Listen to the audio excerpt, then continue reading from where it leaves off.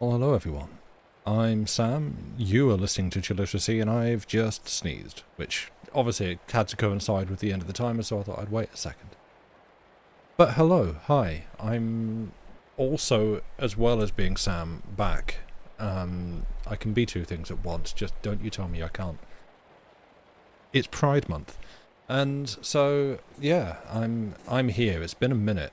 But speaking of been a minute. Yoro, hello, welcome back. Haven't seen you for time. Hope you're doing well, friend. And I have some subs to thank as well. I can be whatever I set my mind to. You sound... one, like my parents, and two, like you've heard that before yourself. Llama, thank you very much for the 24 months. You got your 2-year badge. Congratulations. Wear it with pride. Parola as well. Thank you for the 25 months. Willow's hype, indeed. Also, Joey is desperate to get into the room, so we're right back where we left off. 1 second.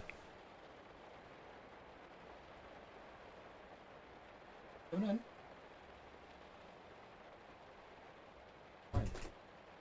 Oh no, I need to be over here. Hey, there's not a lot of room for you on my lap. Hello, friends. Yeah. How do I need to ask how we're doing? Not too shabby. Could be better job wise. Yeah, that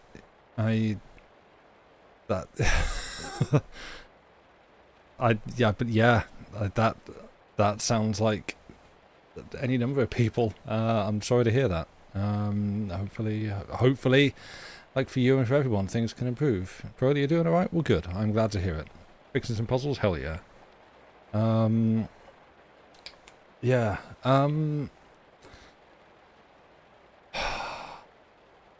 Hey everyone.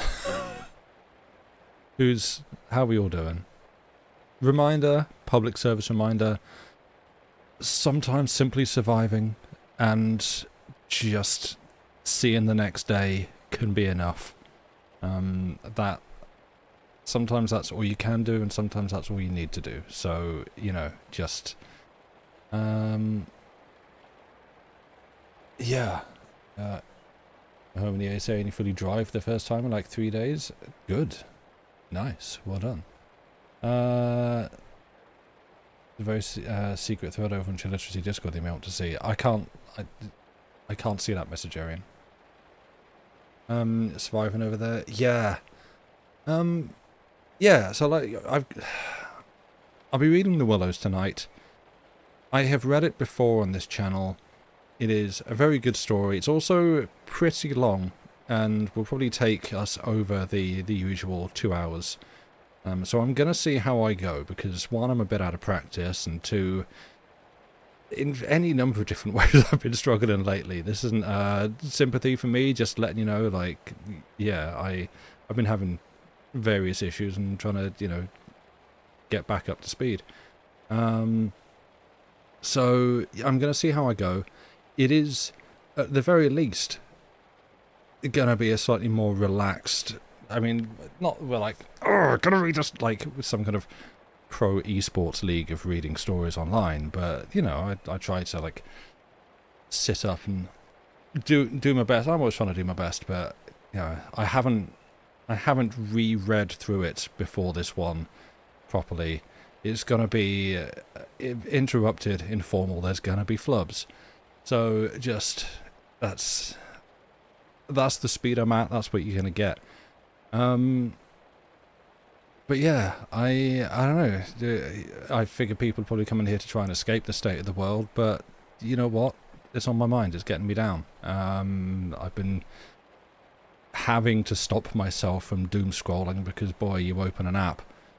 For me, it's Blue Sky, and it's real easy to just suddenly half an hour, 45 minutes, hour and a half gone as you're just scrolling back through the manifold horrors the world has to offer right now. And yeah, if you recognize me from any of these, from the John's Discord or Blue Sky, you may have seen me saying like, hey, I'd like to do some kind of charity thing. Like I'm you know, I vote when there's an election and it does nothing, and it's like, I really feel like I'd like to try and contribute a little bit more to society than just sitting here spinning my wheels waiting for things to get better. Better to read scary fiction than scary real stuff. True. And so, yeah, I don't know. I feel like the thing that you do when you're in this position, and you have OBS downloaded and a microphone, is what you do is you go, okay, well, I'm going to do some kind of charity drive stream, and yeah, okay, and you encourage people to give money to a cause, and then you ask if that cause is any good, and people go, well, actually no, because they're raising money to send aid to places, but the aid's getting blockaded, so it's not really getting through, and so the money's just kind of getting wasted. And it's like, oh, that's kind of a tough sell to get people to want to give money to that. And so, yeah, trying to figure out like what is a good, actual, beneficial, productive way to encourage myself and other people to try and do something for the betterment of society. Can we fix this in a stream? No.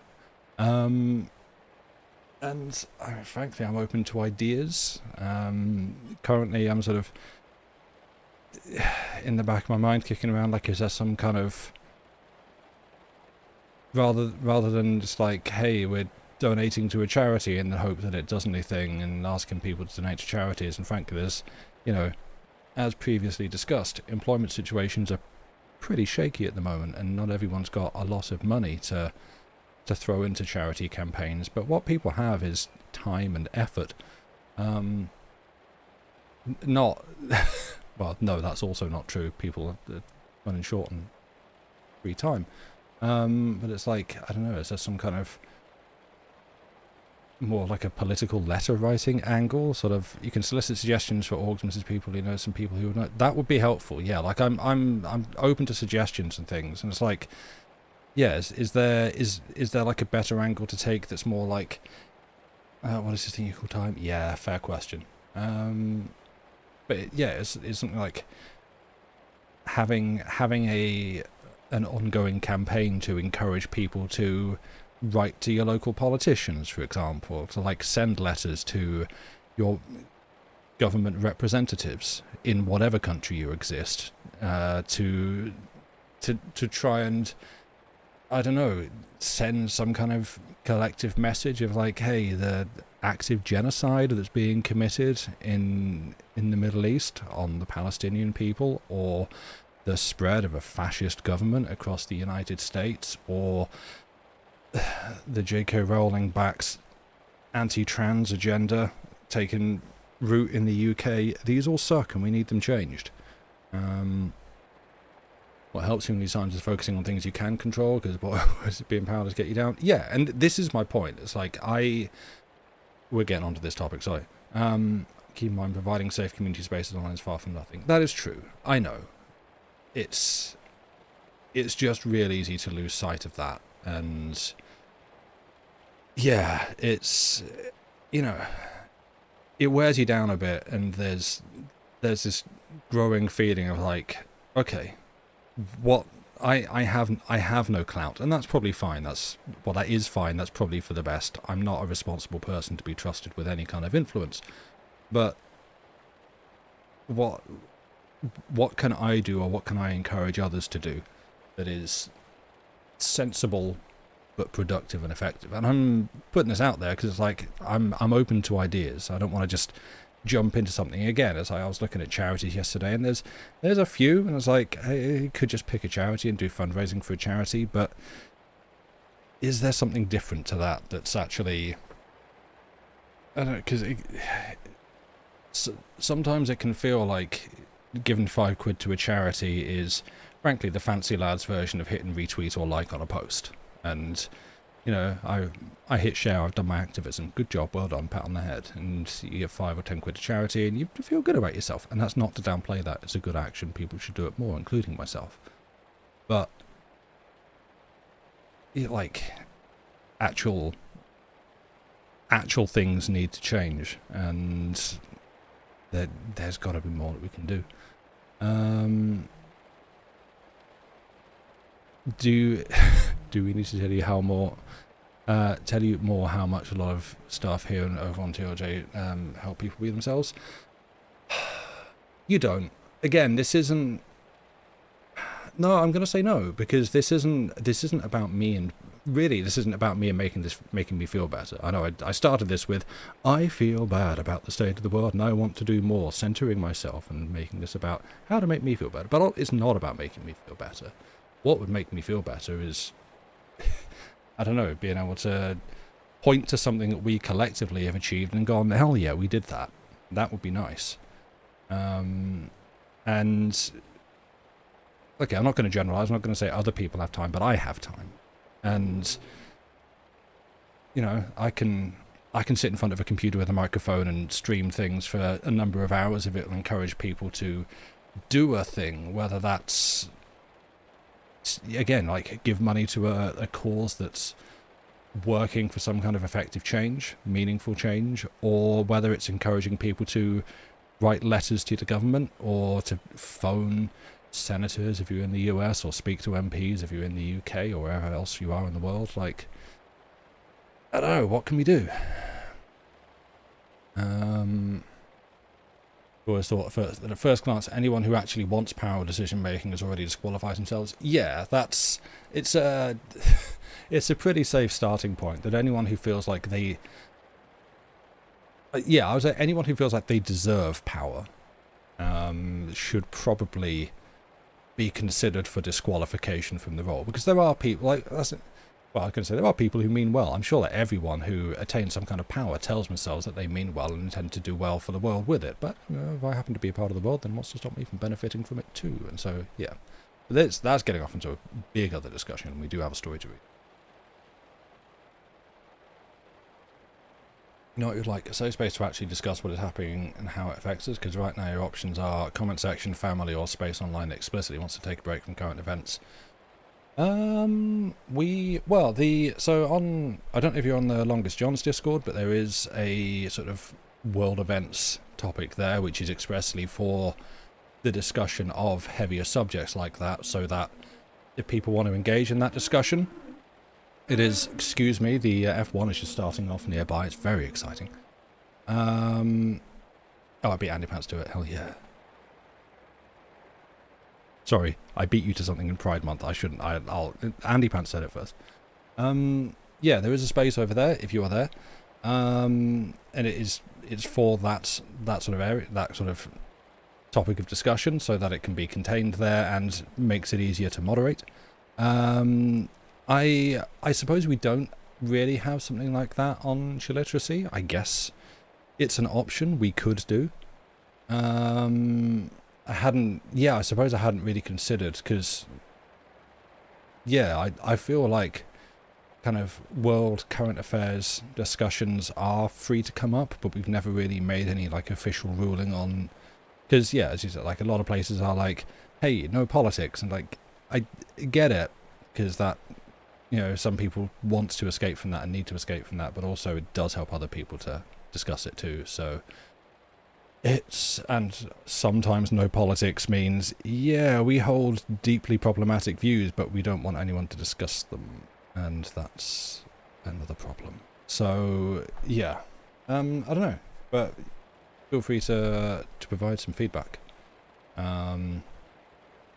If we could always look to have something like that on Chilliteracy. There's no reason why we couldn't. So if you're happy to join the John's Discord, there's a space there for that. If you would rather discuss it with a smaller literacy community, we can look to have something like that in our space. But with with all of this heavy conversation, I'm just gonna like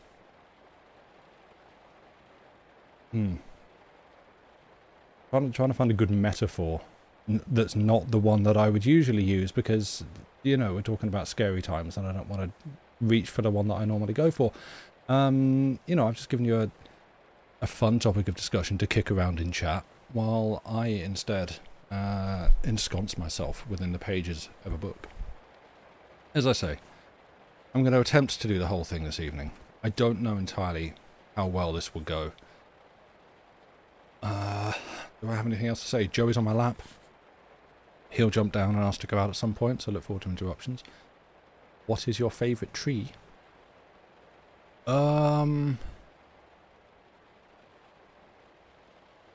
I am not able to answer that one right now. I cannot think. Like, oh, you're asking chat? Oh, well, chat, go for it. Oaks are a good shout. It could mean also a specific, like which specific tree is your favorite. Welcome to think. Oh, no, don't make me do that. Right. I'm going to read a story, and I hope it is at least helpful for you to hear it. Also, I don't know how my voice is sounding on this. I've had ever such a slight tweak of my microphone where I have basically just put on a 3-band equalizer and turned up the lows like 1.5 decibels. So I do not expect it to have made any difference, but I'm just trying to, this is a primarily auditory experience, and I thought, well, if I've got a little bit more of like a bass richness to try and put through into the reading of this, then let's try and do that. That's right, I'm even vain about my voice. Anyway, if we are ready, if we are settled and comfortable and have what drinks or pets around us that we need, I'm going to start reading. Your link is at the top of chat, or below the video in YouTube. Not below you, I can't do that. Below the video in YouTube, if you are listening on YouTube. Also, thank you for listening on YouTube. We crested 200 followers or subscribers on there, which is neat. So that's, it's taken us a while to get there, but I'm proud of it. It's nice. It's slowly growing. I'm gonna read. This is The Willows by Algernon Blackwood. Part 1. After leaving Vienna, and long before you come to Budapest, the Danube enters a region of singular loneliness and desolation, where its waters spread away on all sides regardless of a main channel, and the country becomes a swamp for miles upon miles covered by a vast sea of low willow bushes. On the big maps, this deserted area is painted in a fluffy blue, growing fainter in colour as it leaves the banks, and across it may be seen in large straggling letters the word Sumpf, meaning marshes. In high flood, this great acreage of sand, shingle beds, and willow-grown islands is almost topped by the water, but in normal seasons the bushes bend and rustle in the free winds, showing their silver leaves to the sunshine in an ever-moving plain of bewildering beauty. These willows never attain to the dignity of trees. They have no rigid trunks. They remain humble bushes with rounded tops and soft outline, swaying on slender stems that answer to the least pressure of the wind, supple as grasses, and so continually shifting that they somehow give the impression that the entire plain is moving and alive. For the wind sends waves rising and falling over the whole surface, waves of leaves instead of waves of water. Green swells like the sea, too, until the branches turn and lift, and then silvery white as their underside turns to the sun. Happy to slip beyond the control of the stern banks, the Danube here wanders about at will among the intricate network of channels intersecting the islands everywhere, with broad avenues down which the water pours with a shouting sound, making whirlpools, eddies, and foaming rapids, tearing at the sandy banks, carrying away masses of shore and willow clumps, and forming new islands innumerably, which shift daily in size and shape, and possess at best an impermanent life, since the flood time obliterates their very existence.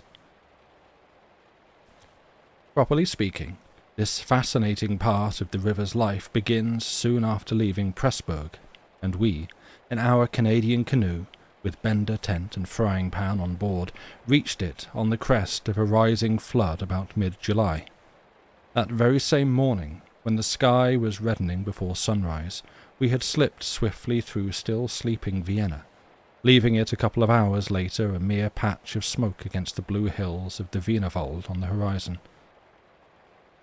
We had breakfasted below Fischermend under a grove of birch trees roaring in the wind, and had then swept on the tearing current past Orth, Einberg, Petronell, the old Roman carnuntum of Marcus Aurelius, and so under the frowning heights of Theban on a spur of the Carpathians, where the march steals in quietly from the left, and the frontier is crossed between Austria and Hungary.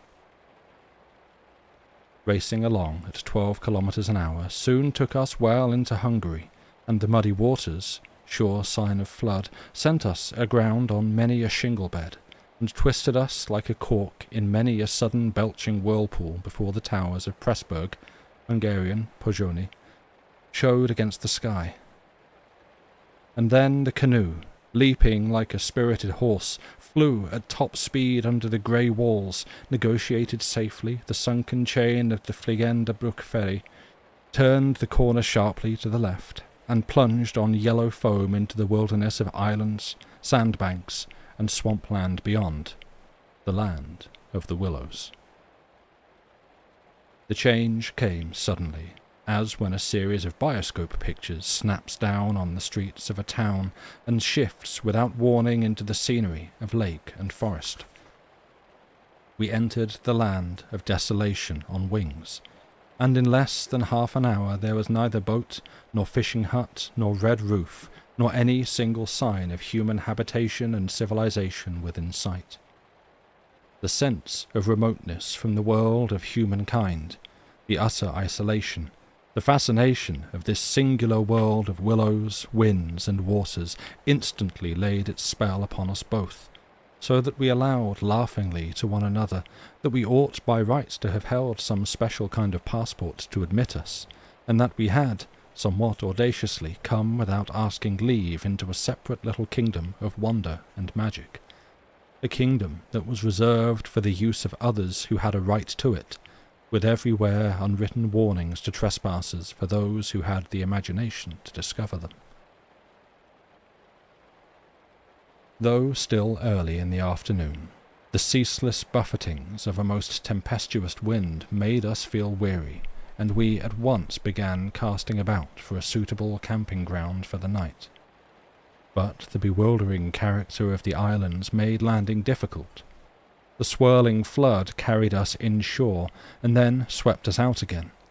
The willow branches tore our hands as we seized them to stop the canoe, and we pulled many a yard of sandy bank into the water before, at length, we shot into a great sideways blow from the wind, into a backwater, and managed to beach the bows with in a cloud of spray. Then we lay panting and laughing after our exertions on the hot yellow sand, sheltered from the wind, and in the full blaze of a scorching sun, a cloudless blue sky above, and an immense army of dancing, shouting willow bushes, closing in from all sides, shining with spray and clapping their 1,000 little hands, as though to applaud the success of our efforts. "What a river!" I said to my companion, thinking of all the way we had travelled from the source in the Black Forest, and how he had often been obliged to wade and push in the upper shallows at the beginning of June. "Won't stand much nonsense now, will it?"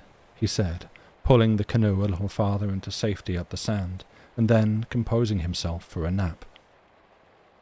I lay by his side, happy and peaceful in the bath of the elements, wind, water, sand, and the great fire of the sun, thinking of the long journey that lay behind us, and of the great stretch before us to the Black Sea, and how lucky I was to have such a delightful and charming travelling companion as my friend, the Swede.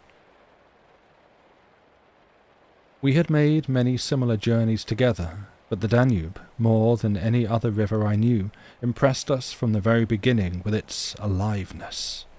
From its tiny bubbling entry into the world among the pinewood gardens of Donaueschingen, until this moment when it began to play the great river game of losing itself among the deserted swamps, unobserved, unrestrained, it had seemed to us like following the growth of some living creature.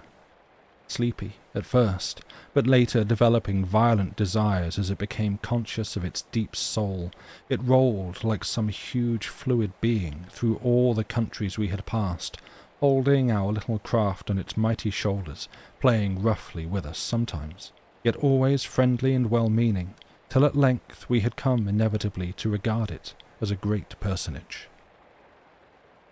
How, indeed, could it be otherwise, since it told us so much of its secret life? At night we heard it singing to the moon as we lay in our tent, uttering that odd sibilant note peculiar to itself, and said to be caused by the rapid tearing of the pebbles along its bed, so great is its hurrying speed. We knew, too, the voice of its gurgling whirlpools, suddenly bubbling up on a surface previously quite calm, the roar of its shallows and swift rapids, its constant, steady thundering below all the mere surface sounds, and that ceaseless tearing of its icy waters at the banks.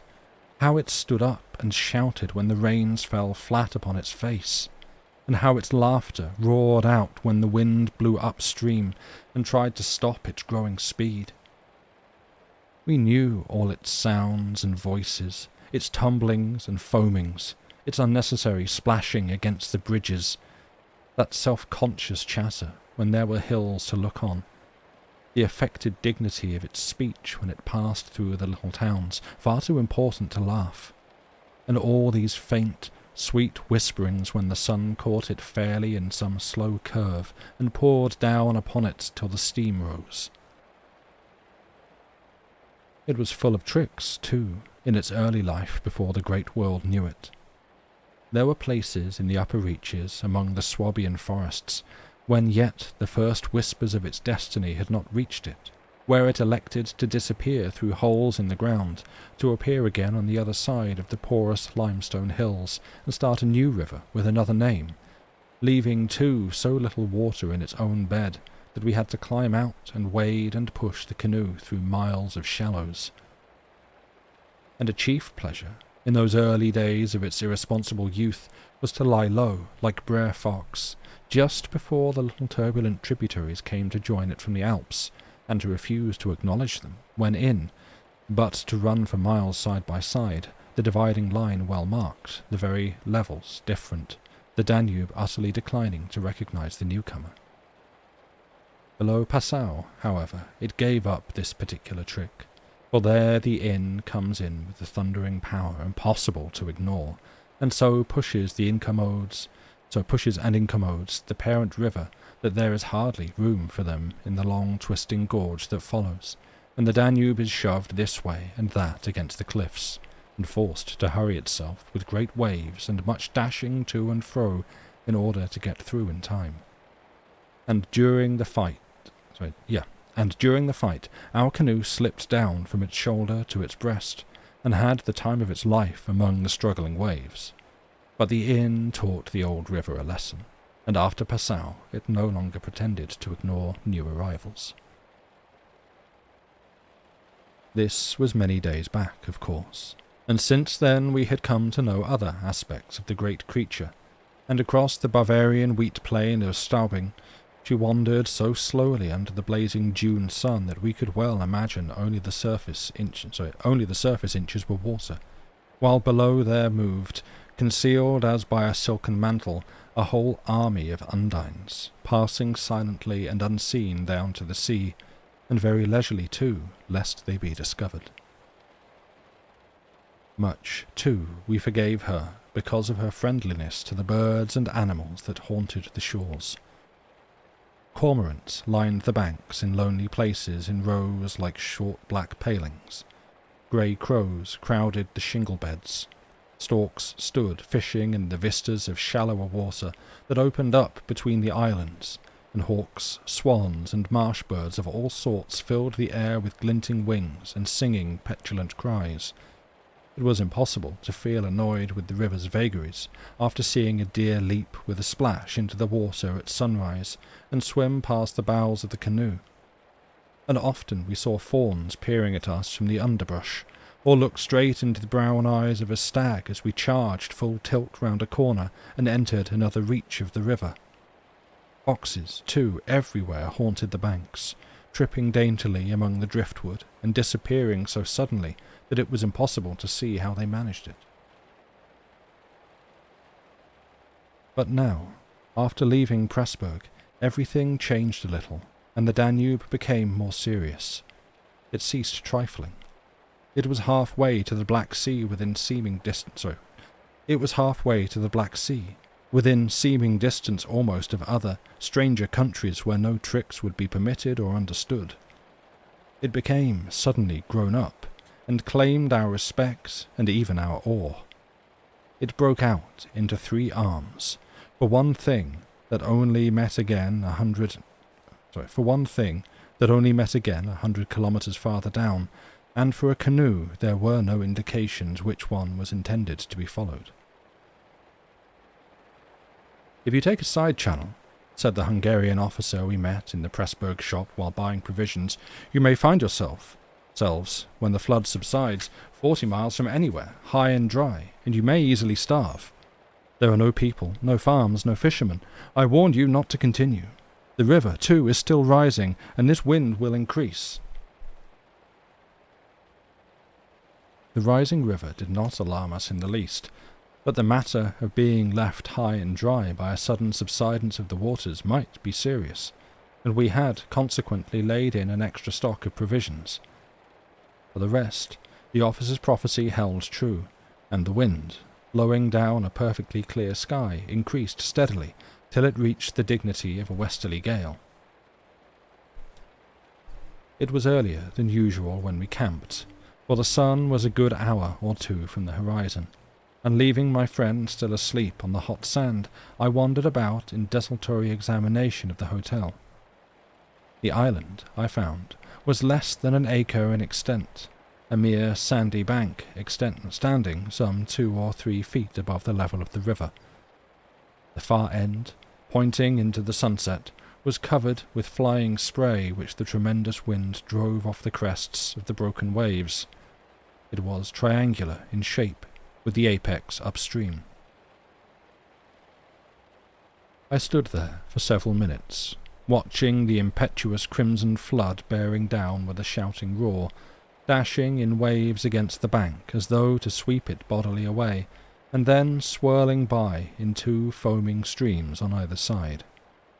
The ground seemed to shake with the shock and rush, while the furious movement of the willow bushes as the wind poured over them increased the curious illusion that the island itself actually moved. Above, for a mile or 2, I could see the great river descending upon me. It was like looking up the slope of a sliding hill, white with foam, and leaping up everywhere to show itself to the sun. 1 second, Joey wishes to leave.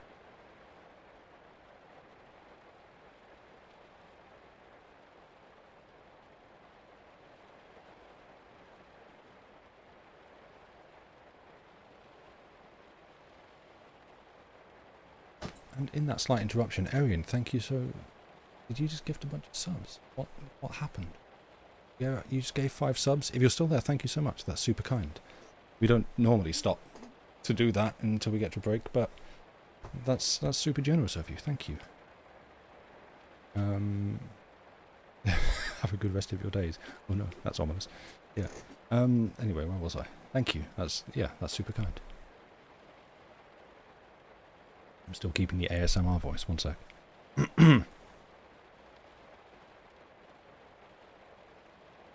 There I was. The rest of the island was too thickly grown with willows to make walking pleasant, but I made the tour nevertheless. From the lower end the light, of course, changed, and the river looked dark and angry. Only the backs of the flying waves were visible, streaked with foam, and pushed forcibly by the great puffs of wind that fell upon them from behind. For a short mile it was visible, pouring in and out among the islands, and then disappearing with a huge sweep into the willows, which closed about it like a herd of monstrous antediluvian creatures crowding down to drink. They made me think of gigantic sponge-like growths that sucked the river up into themselves. They caused it to vanish from sight. They herded there together in such overpowering numbers. Altogether, it was an impressive scene, with its utter loneliness, its bizarre suggestion, and as I gazed, long and curiously, a singular emotion began to stir somewhere in the depths of me.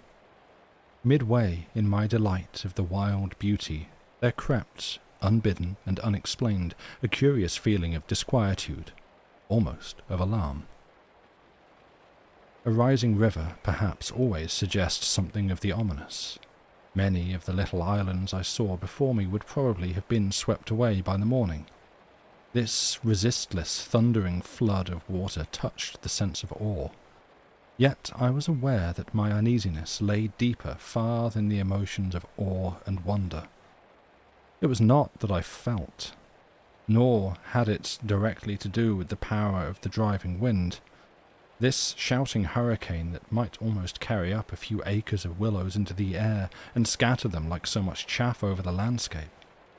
The wind was simply enjoying itself, for nothing rose out of the flat landscape to stop it, and I was conscious of sharing its great game with a kind of pleasurable excitement. Yet this novel emotion had nothing to do with the wind. Indeed, so vague was the sense of distress I experienced that it was impossible to trace it to its source and deal with it accordingly, though I was aware somehow that it had to do with my realization of our utter insignificance before this unrestrained power of the elements about me. The huge grown river had something to do with it too. A vague, unpleasant idea that we had somehow trifled with these great elemental forces in whose power we lay helpless every hour of the day and night. For here, indeed, they were gigantically at play together, and the sight appealed to the imagination. But my emotion, so far as I could understand it, seemed to attach itself more particularly to the willow bushes, to these acres and acres of willows, crowding, so thickly growing there, swarming everywhere the eye could reach, pressing upon the river as though to suffocate it, standing in dense array mile after mile beneath the sky, watching, waiting, listening. And, apart quite from the elements, the willows connected themselves subtly with my malaise, attacking the mind insidiously somehow by reason of their vast numbers, and contriving in some way or other to represent to the imagination a new and mighty power, a power, moreover, not altogether friendly to us. Great revelations of nature, of course, never fail to impress in one way or another, and I was no stranger to moods of the kind. Mountains overawe and oceans terrify, while the mystery of great forests exercises a spell peculiarly its own. But all these, at one point or another, somewhere link on intimately with human life and human experience. They stir comprehensible, even if alarming, emotions. They tend, on the whole, to exalt. With this multitude of willows, however, it was something far different, I felt. Some essence emanated from them that besieged the heart. A sense of awe awakened, true, but of awe touched somewhere by a vague terror. Their serried ranks, growing everywhere darker about me as the shadows deepened, moving furiously yet softly in the wind, woke in me the curious and unwelcome suggestion that we had trespassed here upon the borders of an alien world, a world where we were intruders, a world where we were not wanted or invited to remain, where we ran grave risks, perhaps. The feeling, however, though it refused to yield its meaning entirely to analysis, did not, at the time, trouble me by passing into menace. Yet it never left me quite, even during the very practical business of putting up the tent in a hurricane of wind and building a fire for the stew pot. It remained just enough to bother and perplex, and to rob a most delightful camping ground of a good portion of its charm. To my companion, however, I said nothing, for he was a man I considered devoid of imagination. In the first place, I could never have explained to him what I meant, and in the second he would have laughed stupidly at me if I had. There was a slight depression in the centre of the island, and here we pitched the tent. The surrounding willows broke the wind a bit. "A poor camp," observed the imperturbable Swede, when at last the tent stood upright. No stones and precious little firewood. I'm for moving on early tomorrow, eh? This sand won't hold anything. But the experience of a collapsing tent at midnight had taught us many devices, and we made the cosy Romany shelter as safe as possible, and then set about collecting a store of wood to last till bedtime. Willow bushes drop no branches, and driftwood was our only source of supply. We hunted the shores pretty thoroughly. Everywhere the banks were crumbling as the rising flood tore at them and carried away great portions with a splash and a gurgle. "The island's much smaller than when we landed," said the accurate Swede. "It won't last long at this rate. We'd better drag the canoe close to the tent and be ready to start at a moment's notice. I shall sleep in my clothes." He was a little distance off, climbing along the bank, and I heard his rather jolly laugh as he spoke. "By Jove!" I heard him call a moment later, and turned to see what had caused his exclamation. But for the moment he was hidden by the willows, and I could not find him. "What in the world's this?" I heard him cry again, and this time his voice had become serious. I ran up quickly and joined him on the bank. He was looking over the river, pointing at something in the water. "Good heavens, it's a man's body!" he cried excitedly. "Look!" A black thing, turning over and over in the foaming waves, swept rapidly past. It kept disappearing and coming up to the surface again. It was about 20 feet from the shore, and just as it was opposite to where we stood, it lurched round and looked straight at us. We saw its eyes reflecting the sunset, and gleaming an odd yellow as the body turned over. Then it gave a swift, gulping plunge, and dived out of sight in a flash. "An otter, by gad!" we exclaimed in the same breath, laughing. It was an otter, alive and out on the hunt, yet it had looked exactly like the body of a drowned man turning helplessly in the current. Far below it came to the surface once again, and we saw its black skin, wet and shining in the sunlight. Then, too, just as we turned back, our arms full of driftwood, another thing happened to recall us to the riverbank. This time it really was a man, and what was more, a man in a boat. Now a small boat on the Danube was an unusual sight at any time, but here, in this deserted region, and at flood time, it was so unexpected as to constitute a real event. We stood and stared. Whether it was due to the slanting sunlight or the refraction from the wonderfully illumined water, I cannot say. But, whatever the cause, I found it difficult to focus my sight properly upon the flying apparition. It seemed, however, to be a man standing upright in a sort of flat-bottomed boat, steering with a long oar, and being carried down the opposite shore at a tremendous pace. He apparently was looking across in our direction, but the distance was too great, and the light too uncertain for us to make out very plainly what he was about. It seemed to me that he was gesticulating and making signs at us. His voice came across the water to us, shouting something furiously, but the wind drowned it, so that no single word was audible. There was something curious about the whole appearance. Man, boat, signs, voice, that made an impression on me out of all proportion to its cause. "He's crossing himself," I cried. "Look, he's making the sign of the cross." "I believe you're right," the Swede said, shading his eyes with his hand and watching the man out of sight. He seemed to be gone in a moment, melting away down there into the sea of willows where the sun caught them in the bend of the river and turned them into a great crimson wall of beauty. Mist, too, had begun to rise, so that the air was hazy. "But what in the world is he doing at nightfall in this flooded river?" I said, half to myself. "Where is he going at such a time, and what did he mean by his signs and shouting? Do you think he wished to warn us about something?" "He saw our smoke and thought we were spirits, probably," laughed my companion. "These Hungarians believe in all sorts of rubbish. You remember the shopwoman at Pressburg warning us that no one ever landed here because it belonged to some sort of beings outside man's world. I suppose they believe in fairies and elementals, possibly demons too. That peasant in the boat saw people on the islands for the first time in his life," he added after a slight pause, "and it scared him. That's all." The Swede's tone of voice was not convincing, and his manner lacked something that was usually there. I noted the change instantly while he talked, though without being able to label it precisely.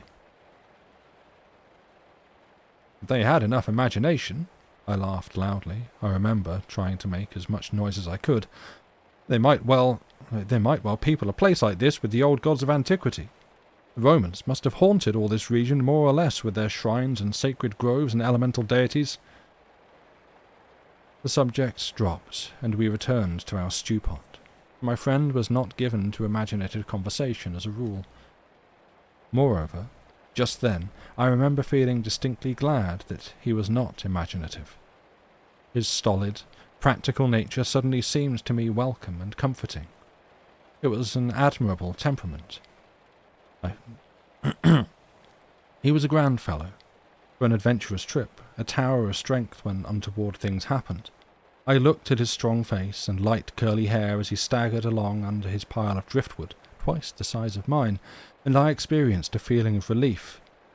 Yes, I was distinctly glad just then that the Swede was what he was, and that he never made remarks that suggested more than they said. "The river's still rising, though," he added, as if following out some thoughts of his own, and dropping his load with a gasp. "This island will be under water in 2 days if it goes on." "I wish the wind would go down," I said. "I don't care a fig for the river." The flood, indeed, had no terrors for us. We could get off at 10 minutes' notice, and the more water the better we liked it. It meant an increasing current and the obliteration of the treacherous shingle beds that so often threatened to tear the bottom out of our canoe. Contrary to our expectations, the wind did not go down with the sun. It seemed to increase with the darkness, howling overhead and shaking the willows round us like straws. Curious sounds accompanied it sometimes, like the explosion of heavy guns, and it fell upon the water and the island in great flat blows of immense power. It made me think of the sounds a planet must make, could we only hear it, driving along through space. But the sky kept wholly clear of clouds, and soon after supper the full moon rose up in the east and covered the river and the plain of shouting willows with a light like the day. We lay on the sandy patch beside the fire, smoking, listening to the noises of the night round us, and talking happily of the journey we had already made, and of our plans ahead. The map lay spread in the door of the tent, but the high wind made it hard to study, and presently we lowered the curtain and extinguished the lantern. The firelight was enough to smoke and see each other's faces by, and the sparks flew about overhead like fireworks. A few yards beyond, the river gurgled and hissed, and from time to time a heavy splash announced the falling away of further portions of the bank. Our talk, I noticed, had to do with the faraway scenes and incidents of our first camps in the Black Forest, or of other subjects altogether remote from the present setting, for neither of us spoke of the actual moment more than was necessary, almost as though we had agreed tacitly to avoid discussion of the camp and its incidents. Neither the Osser nor the boatman, for instance, received the honour of a single mention, though ordinarily these would have furnished discussion for the greater part of the evening. They were, of course, distinct events in such a place. The scarcity of wood made it a business to keep the fire going, for the wind that drove the smoke in our faces wherever we sat helped at the same time to make a forced draught. We took it in turn to make some foraging expeditions into the darkness, and the quantity the Swede brought back always made me feel that he took an absurdly long time finding it. For the fact was, I did not care much about being left alone, and yet it always seemed to be my turn to grub about among the bushes or scramble along the slippery banks in the moonlight. The long day's battle with wind and water, such wind and such water, had tired us both, and an early bed was the obvious programme. Yet neither of us made the move for the tent. We lay there, tending the fire, talking in desultory fashion, peering about us into the dense willow bushes and listening to the thunder of wind and river. The loneliness of the place had entered our very bones. The silence seemed natural, but after a bit the sound of our voices became a trifle unreal and forced. Whispering would have been the fitting mode of communication, I felt, and the human voice, always rather absurd amid the roar of the elements, now carried with it something almost illegitimate. It was like talking out loud in church, or in some place where it was not lawful, perhaps not quite safe, to be overheard. The eeriness of this lonely island, set among a million willows, swept by a hurricane, and surrounded by hurrying deep waters, touched us both, I fancy. Untrodden by man, almost unknown to man, it lay there beneath the moon, remote from human influence, on the frontier of another world, an alien world, a world tenanted by willows only, and the souls of willows. And we, in our rashness, had dared to invade it, even to make use of it. Something more than the power of its mystery stirred in me as I lay on the sand, feet to fire, and peered up through the leaves at the stars. For the last time, I rose to get firewood. "When this is burnt up," I said firmly, "I shall turn in," and my companion watched me lazily as I moved off into the surrounding shadows. For an unimaginative man, I thought he seemed unusually receptive that night, unusually open to suggestion of things other than sensory. He too was touched by the beauty and loneliness of the place.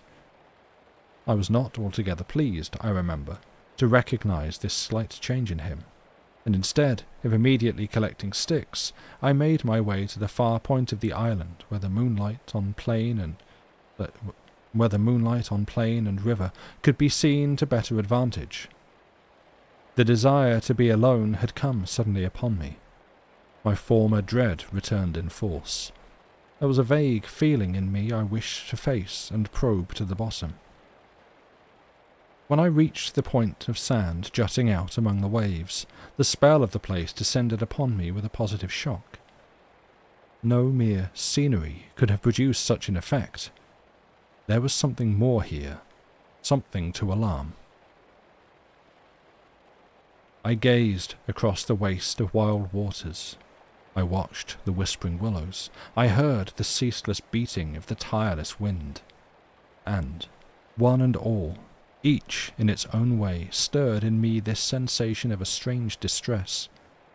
But the willows especially, for ever they went on, chattering and talking among themselves, laughing a little, shrilly crying out, sometimes sighing.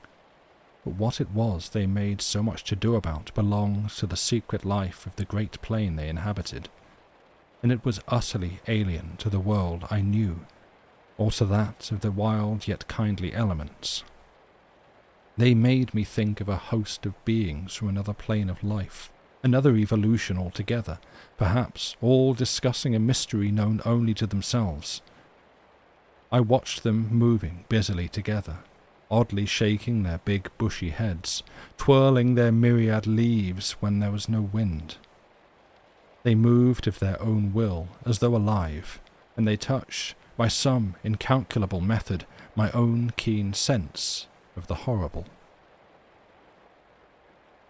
There they stood in the moonlight, like a vast army surrounding our camp, shaking their innumerable silver spears defiantly, formed all ready for an attack. The psychology of places, for some imaginations at least, is very vivid. For the wanderer, especially, camps have their note either of welcome or rejection. At first it may not always be apparent, because the busy preparations of tent and cooking prevent, but with the first pause, after supper usually, it comes and announces itself. and the note of this willow camp now became unmistakably plain to me. We were interlopers, trespassers. We were not welcomed. The sense of unfamiliarity grew upon me as I stood there watching. We touched the frontier of a region where our presence was resented. For a night's lodging we might perhaps be tolerated, but for a prolonged and inquisitive stay, no. By all the gods of the trees and wilderness, no. We were the first human influences upon this island, and we were not wanted. The Willows were against us. Strange thoughts like these, bizarre fancies, born I know not whence, found lodgment in my mind as I stood listening. What, I thought, if, after all, these crouching willows proved to be alive? If suddenly they should rise up, like a swarm of living creatures, marshalled by the gods whose territory we have invaded, sweep towards us off the vast swamps, booming overhead in the night, and then settle down. As I looked, it was so easy to imagine they actually moved, crept nearer, retreated a little, huddled together in masses, hostile, waiting for the great wind that should finally start them a-running. I could have sworn their aspect changed a little, and their ranks deepened and pressed more closely together. The melancholy, shrill cry of a night bird sounded overhead, and suddenly I nearly lost my balance as the piece of bank I stood upon fell with a great splash into the river, undermined by the flood. I stepped back just in time and went on hunting for firewood again, half laughing at the odd fancies that crowded so thickly into my mind and cast their spell upon me.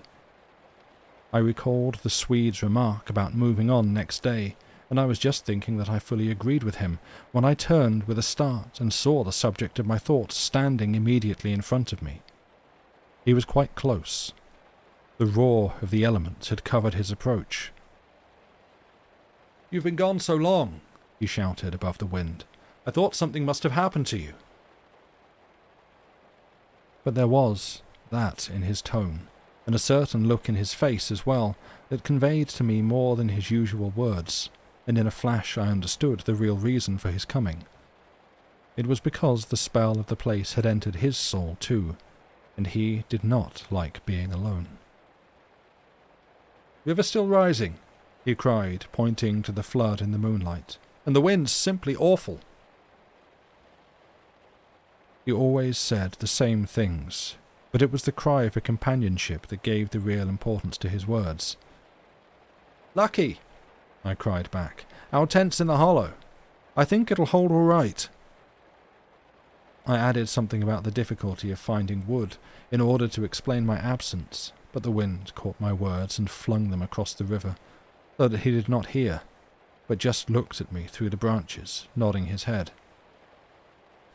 "Lucky if we get away without disaster," he shouted, or words to that effect, and I remember feeling half angry with him for putting the thoughts into words, for it was exactly what I felt myself. There was disaster impending somewhere, and the sense of presentiment lay unpleasantly upon me. We went back to the fire and made a final blaze, poking it up with our feet. We took a last look round. But for the wind, the heat would have been unpleasant. I put this thought into words, and I remember my friend's reply struck me oddly, that he would rather have the heat, the ordinary July weather, than this diabolical wind. Everything was snug for the night. The canoe lying turned over beside the tent, with both yellow paddles beneath her, the provision sack hanging from a willow stem, and the washed-up dishes removed to a safe distance from the fire, all ready for the morning meal. We smothered the embers of the fire with sand and then turned in. The flap of the tent door was up, and I saw the branches and the stars and the white moonlight. The shaking willows and the heavy buffetings of the wind against our taut little house were the last things I remembered as sleep came down and covered all with its soft and delightful, delicious forgetfulness.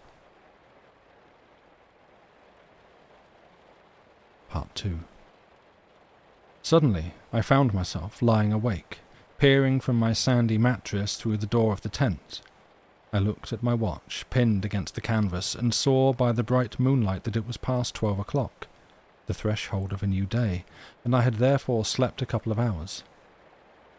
The Swede was still asleep beside me. The wind howled as before. Something plucked at my heart and made me feel afraid. There was a sense of disturbance in my immediate neighbourhood. I sat up quickly and looked out. The trees were swaying violently to and fro as the gusts smote them, but our little bit of green canvas lay snugly safe in the hollow, for the wind passed over it without meeting enough resistance to make it vicious. The feeling of disquietude did not pass, however, and I crawled quietly out of the tent to see if our belongings were safe. I moved carefully so as not to waken my companion. A curious excitement was on me. I was halfway out, kneeling on all fours, when my eye first took in that the tops of the bushes opposite, with their moving tracery of leaves, made shapes against the sky. I sat back on my haunches and stared. It was incredible, surely, but there, opposite and slightly above me, were shapes of some indeterminate sort among the willows, and as the branches swayed in the wind, they seemed to group themselves about these shapes, forming a series of monstrous outlines that shifted rapidly beneath the moon.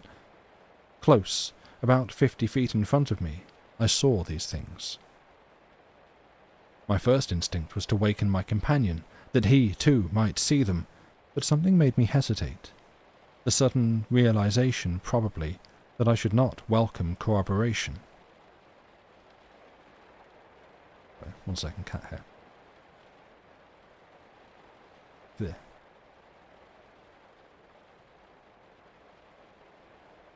Why? Whoever designed the RNG on getting a cat hair out your mouth, please update it to a physics model. It is not good to low roll so often. And meanwhile, nope, still there. There we go. And meanwhile I crouched there staring in amazement with smarting eyes. I was wide awake. I remember saying to myself that I was not dreaming.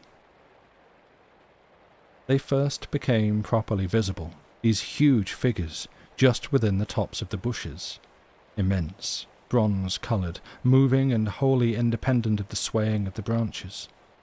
I saw them plainly and noted, now I came to examine them more calmly, that they were very much larger than human, and indeed that something in their appearance proclaimed them to be not human at all.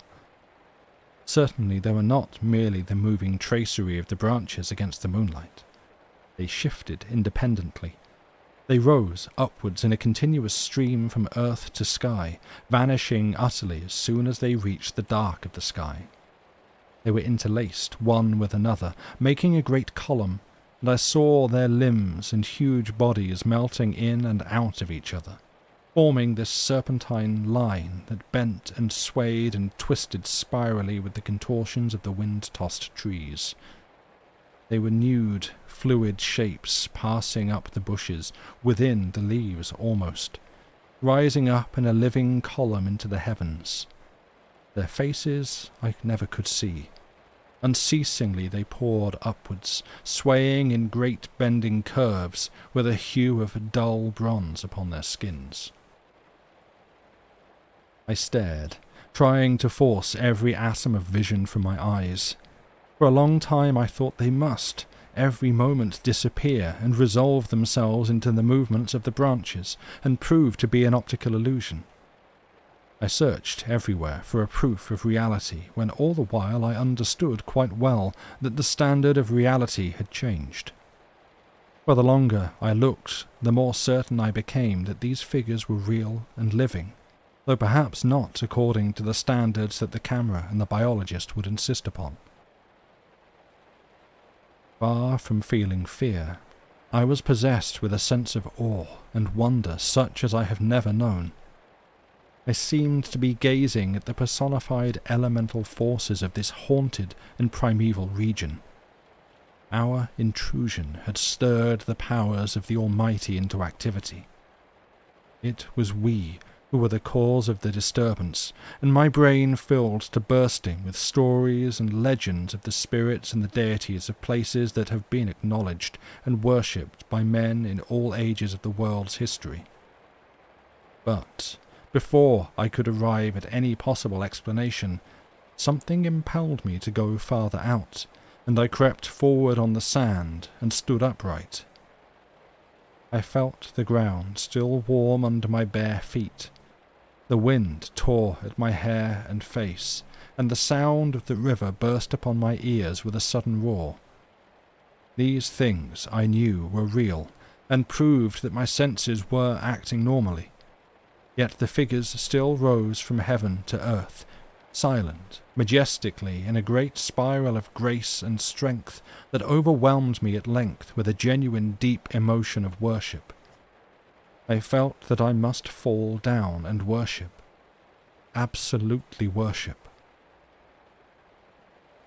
Perhaps in another minute I might have done so, when a gust of wind swept against me with such force that it blew me sideways, and I nearly stumbled and fell. It seemed to shake the dream violently out of me. At least it gave me another point of view somehow. The figures still remained, still ascended into heaven from the heart of the night, but my reason at last began to assert itself. It must be a subjective experience, I argued, none the less real for that, but still subjective. The moonlight and the branches combined to work out these pictures upon the mirror of my imagination, and for some reason I projected them outwards and made them appear objective. I knew this must be the case, of course. I took courage and began to move forward across the open patches of sand. By Jove, though, was it all hallucination? Was it merely subjective? Did not my reason argue in the old futile way from the little standard of the known?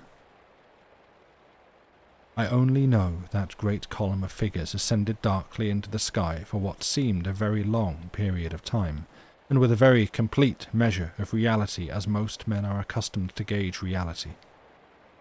Then, suddenly, they were gone. And once they were gone, and the immediate wonder of their great presence had passed, fear came down upon me with a cold rush. The esoteric meaning of this lonely and haunted region suddenly flamed up within me, and I began to tremble dreadfully. I took a quick look round, a look of horror that came near to panic, calculating vainly ways of escape.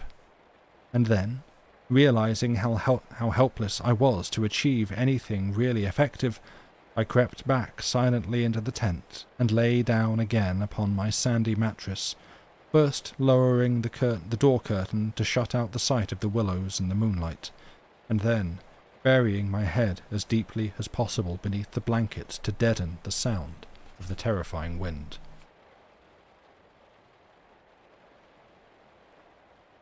As though further to convince me that I had not been dreaming, I remember, but this is part 3, I forgot to say.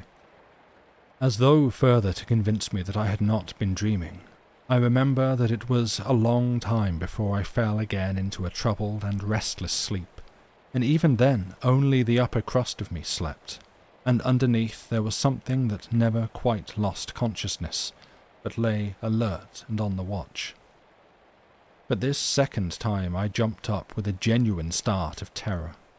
It was neither the wind nor the river that woke me, but the slow approach of something that caused the sleeping portion of me to grow smaller and smaller, till at last it vanished altogether, and I found myself sitting bolt upright, listening. Outside there was a sound of multitudinous little patterings.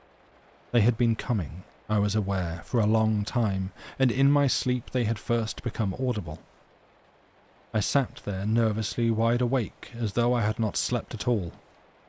It seemed to me that my breathing came with difficulty, and that there was a great weight upon the surface of my body. In spite of the hot night, I felt clammy with cold and shivered. Something, surely, was pressing steadily against the sides of the tent and weighing down upon it from above. Was it the body of the wind? Was it the pattering rain, the dripping of the leaves, the spray blown from the river by the wind and gathering in big drops? I thought quickly of a dozen things. Then, suddenly, the explanation leapt into my mind. A bough from the poplar, the only large tree on the island, had fallen with the wind. Still half caught by the other branches, it would fall with the next gust and crush us, and meanwhile its leaves brushed and tapped upon the tight canvas surface of the tent. I raised a loose flap and rushed out, calling to the Swede to follow. But when I got out and stood upright, I saw that the tent was free. There was no hanging bough. There was no rain or spray. Nothing approached. The cold grey light filtered down through the bushes and lay on the faintly gleaming sand.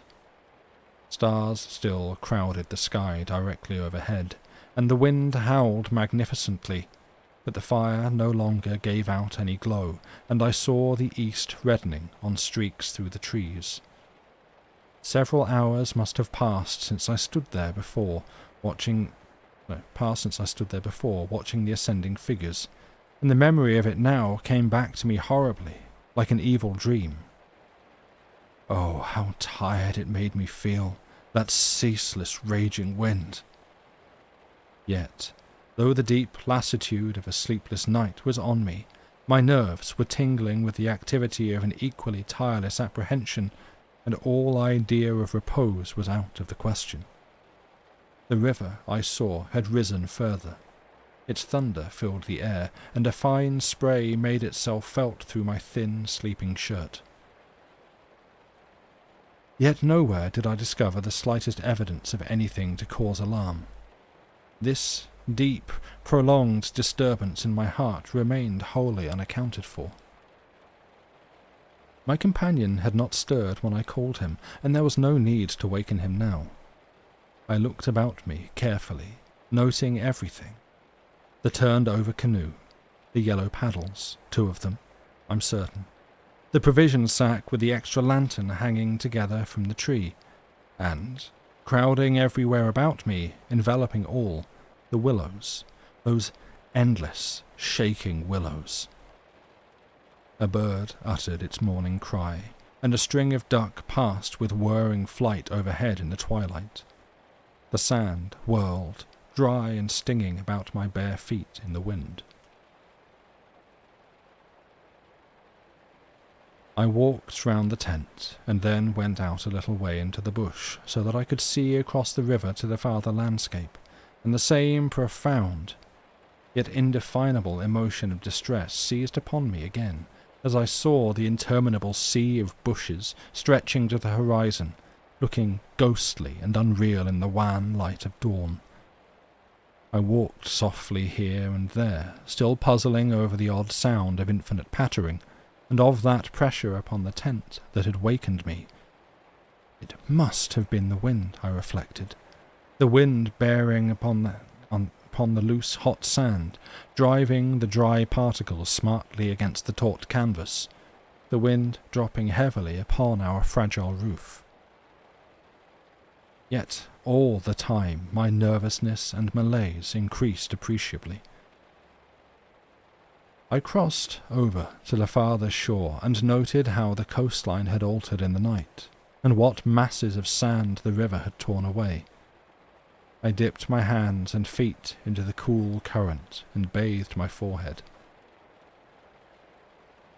There was a glow of sunrise in the sky, and the exquisite freshness of coming day. On my way back, I passed purposely beneath the very bushes where I had seen the column of figures rising into the air, and midway among the clumps I suddenly found myself overtaken by a sense of vast terror. From the shadows, a large figure went swiftly by. Someone passed me, as sure as ever man did. It was a great, staggering blow from the wind that helped me forward again, and once out in the more open space, the sense of terror diminished strangely. The winds were about and walking, I remember saying to myself, for the winds often move like great presences under the trees. And altogether the fear that hovered about me was such an unknown and immense kind of fear, so unlike anything I had ever felt before, that it woke a sense of awe and wonder in me that did much to counteract its worst effects. And when I reached a high point in the middle of the island from which I could see the wide stretch of river, crimson in the sunrise, the whole magical beauty of it all was so overpowering that a sort of wild yearning woke in me and almost brought a cry up into the throat. But this cry found no expression, for as my eyes wandered from the plain beyond to the island round me and noted our little tent half hidden among the willows, a dreadful discovery leaped out at me, compared to which my terror of the walking winds seemed as nothing at all. For a change, I thought, had somehow come about in the arrangement of the landscape. It was not that my point of vantage gave me a different view, but that an alteration had apparently been effected in the relation of the tent to the willows, and of the willows to the tent. Surely the bushes now crowded much closer, unnecessarily, unpleasantly close. They had moved nearer. Creeping with silent feet over the shifting sands, drawing imperceptibly nearer by soft, unhurried movements, the willows had come closer during the night. But had the wind moved them, or had they moved themselves? I recalled the sound of infinite small patterings upon the pressure, and the pressure upon the tent, and upon my own heart that caused me to wake in terror. I swayed for a moment in the wind like a tree, finding it hard to keep my upright position on the sandy hillock. There was a suggestion here of personal agency, of deliberate intention, of aggressive hostility, and it terrified me into a sort of rigidity. Then the reaction followed quickly. The idea was so bizarre, so absurd, that I felt inclined to laugh. But the laughter came no more readily than the cry, for the knowledge that my mind was so receptive to such dangerous imaginings brought the additional terror that it was through our minds and not through our physical bodies that the attack would come, and was coming. The wind buffeted me about, and, very quickly, it seemed, the sun came up over the horizon, for it was after 4 o'clock, and I must have stood on that little pinnacle of sand longer than I knew, afraid to come down to close quarters with the willows. I returned, quietly, creepily, to the tent, first taking another exhaustive look round and, yes, I confess it, making a few measurements. I paced out on the warm sand the distances between the willows and the tent, making a note of the shortest distance particularly. I crawled stealthily into my blankets. My companion, to all appearances, still slept soundly, and I was glad that this was so. Provided my experiences were not corroborated, I could find strength somehow to deny them, perhaps. With the daylight, I could persuade myself that it was all a subjective hallucination, a fantasy of the night, a projection of the excited imagination. Nothing further came in to disturb me, and I fell sound asleep almost at once, utterly exhausted, yet still in dread of hearing again that weird sound of multitudinous pattering, or of feeling the pressure upon my heart that had made it difficult to breathe. And that brings us to the end of that section, and where we shall take a break. Dave, welcome in. Thank you. No, this is not the wind in the willows, although there is both wind and willows involved. And as we discussed the other day, I believe we could probably read The Wind in the Willows on the stream, and that might be a good fun one to do, perhaps for the upcoming book week, which is rapidly approaching. But yes, welcome in. Thank you for the raid. We are reading and rereading The Willows. We've read it on here. I think we've read it on stream We've also got an audiobook version, which you can get through the Patreon. Oh yeah, we had a new Patreon member recently. Thank you very much.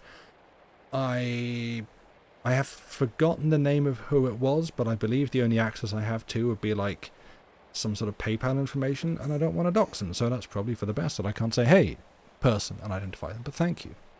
We appreciate everyone who supports us through that. It is, yeah, we are incredibly grateful for it. And Amras, speaking of gratitude, almost stream baby time. Well, congratulations. I hope you've notified your workplace that, you know, you're about to become a stream dad. I get a sub dad. We've not really sat and worked out the terminology on this, but you know, congratulations. I'm happy for you. You're positively glowing. Yeah, don't forget to stream baby proof your house. Yeah, that's real important. Also, it's, you know, appropriate that Dave should raid in, because I believe the Danube was mentioned. What quiz was it where the Danube came up? Something you were doing, you were like, oh, the Danube, I hear it's blue, haha, lol. And I was like, ooh, I'm reading the Willows. I didn't jump. Catfishing, that was it. Yes, the Danube was one of the. For those that don't know, catfishing is a quiz that Dave does on his streams when he's doing quizzes. We can give a shout out to Dave as well. More like David's Danube. Yeah, get him. It's a quiz where you are given Wikipedia categories for an article, and you have to guess what that article is about. And this one was the Danube. And I was like, ooh. That's where the short story that I'm reading later is set, and I did absolutely nothing with this information, but I'm sharing it on now. Yeah, was there anything else? Arian dropped 5 subs, and I did thank them during the stream for that. I had to let Joey out, so I broke with tradition and said thank you. They've now gone, but you know. And yes, Amras and Dave the Raid. And also Stephen, I saw you sneak in. Hello, hope you're doing well, lovely to see you. And so, yeah, we're going to take a break. Let's just make it 5 minutes. That's fine, I'm talking a lot. Anyway, that counts as a break, right? 5-minute break, and come back for the second half, where hopefully my voice will be a little bit less. EU. Button, I mean, scene. Yes. See you in 5 minutes, friends. Bye for now.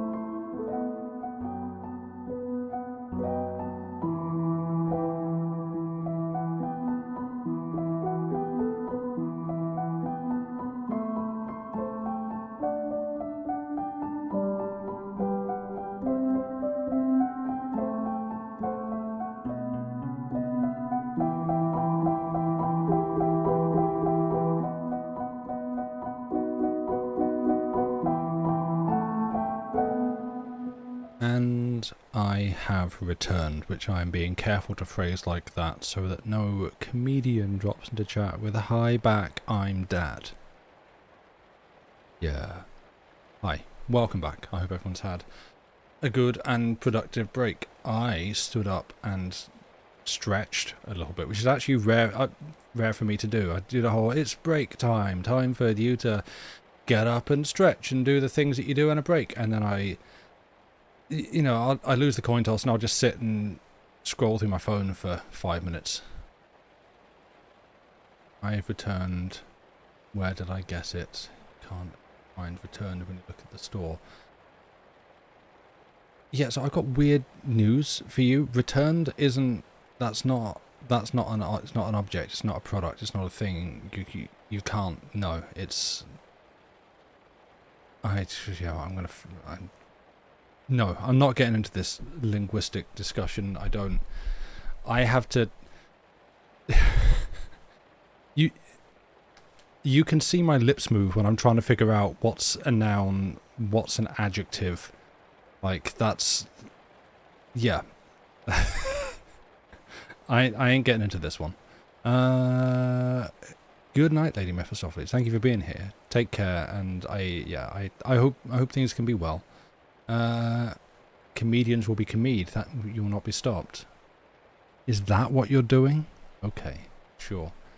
Anyway, on to more productive things. I really like this story. I'm only halfway through it, obviously. We've still got so much to go. But good grief, as I'm just reading it, I'm being reminded of how much I love this story. You've got all like the vast, grand, unknowable cosmic horror of like the people love Lovecraft for, bleh, and this sense of something so big and impossible and unknowable just beyond an increasingly thin veil, something that is just there, but you can't quite see it or feel it, but it's there and you know that it's there. Like, that is beautifully written through this with such poetic language. And this is why I'm like, you know, Blackwood could write Cthulhu, but Lovecraft could not write the Willows. Like, this is just on another level. This is so nice to read. It's great, and I love it. And I just every time I come back to it, I'm just reminded of what a good story it is. Also, Happy Pride. We can totally ship the protagonist and his Swedish friend, because, you know, in another world, that's exactly what's going on. So, you know, take it to AO3, have fun. Love could never write the Willows. Love that. It's like, yeah, I mean, it like that construct is not my own. I see that sort of thing all the time of like, artist X could totally do thing, but artist Y could never do, and like crossing over each other's works and stuff like that. And, you know, sometimes it's used unfairly in a sort of derogatory fashion, but I think this shows like he could totally do that. And, you know, seemingly Lovecraft was an admirer of Blackwood's work. Rightly so. And I've already said the name of that disgusting bigot too many times. So, you know, what I'm saying is, this is why we read this, not that. Because we don't have to read that, we've got better. So, anyway. Also, yeah, I realised that this copy that I'm reading is not the copy that I have read from before, because I did go through and make some annotations and some changes of terms that we don't use anymore, but I haven't thoroughly done that. So there was one bit that I had to like quickly realise, oh yeah, no, I skipped that one. I think I read it before. I don't know if there's any others coming up. Otherwise, I would have done something about them in advance. So if I like suddenly have to stumble or quickly amend something and it shows, that's why. but I will endeavour to not read some outdated terms for various groups of people. So yeah, if we're ready, if we're back, if we're sitting comfortably, we've got like the half of this.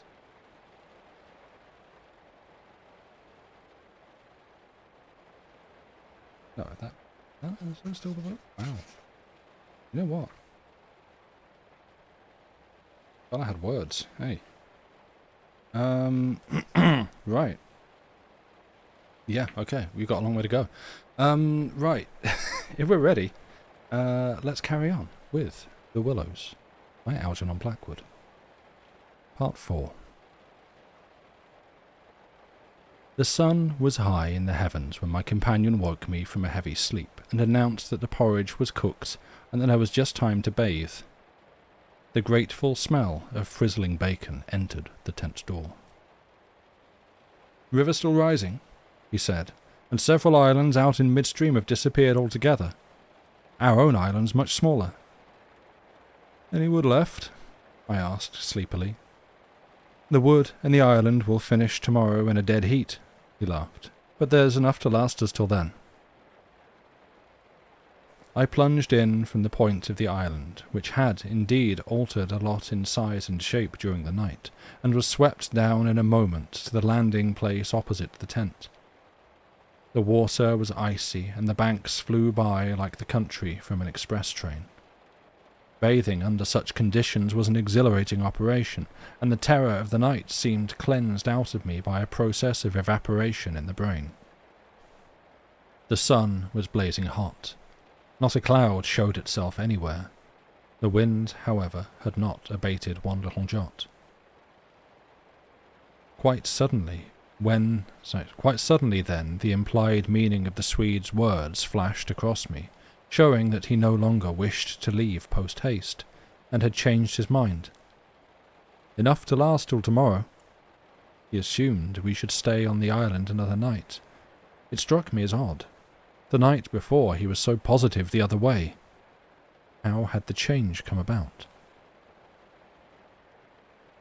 Great crumblings of the banks occurred at breakfast, with heavy splashings and clouds of spray which the wind brought into our frying pan, and my fellow traveller talked incessantly about the difficulty the Vienna Pest steamers must have to find the channel in flood. But the state of his mind interested and impressed me far more than the state of the river or the difficulties of the steamers. He had changed somehow since the evening before. His manner was different, a trifle excited, a trifle shy, with a sort of suspicion about his voice and gestures. I hardly know how to describe it now in cold blood, but at the time I remember being quite certain of one thing, that he had become frightened. He ate very little breakfast, and for once omitted to smoke his pipe. He had the map spread open beside him, and kept studying its markings. "We'd better get off sharp in an hour," I said presently, feeling for an opening that must bring him indirectly to a partial confession at any rate. And his answer puzzled me uncomfortably. "Rather, if they'll let us." "Who will let us? The elements?" I asked quickly, with affected indifference. "The powers of this awful place, whoever they are," he replied, keeping his eyes on the map. "The gods are here, if they are anywhere at all in the world." "The elements are always the true immortals," I replied, laughing as naturally as I could manage, yet knowing quite well that my face reflected my true feelings when he looked up gravely at me and spoke across the smoke. "We should be fortunate if we get away without further disaster." This was exactly what I had dreaded, and I screwed myself up to the point of the direct question. It was like agreeing to allow the dentist to extract the tooth. It had to come anyhow in the long run, and the rest was all pretense. "Further disaster? Why, what's happened?" "For one thing, the steering paddle's gone," he said quietly. "The steering paddle gone?" I repeated, greatly excited, for this was our rudder, and the Danube in flood without a rudder was suicide. But what? And there's a tear in the bottom of the canoe, he added, with a little genuine tremor in his voice. I continued, staring at him, able only to repeat the words in his face somewhat foolishly. There, in the heat of the sun, and on this burning sand, I was aware of a freezing atmosphere descending round us. I got up to follow him, for he merely nodded his head gravely and led the way towards the tent a few yards on the other side of the fireplace. The canoe still lay there, as I had seen her in the night, ribs uppermost, the paddles, or rather the paddle, on the sand beside her. "There's only one," he said, stooping to pick it up, "and here's the rent in the baseboard."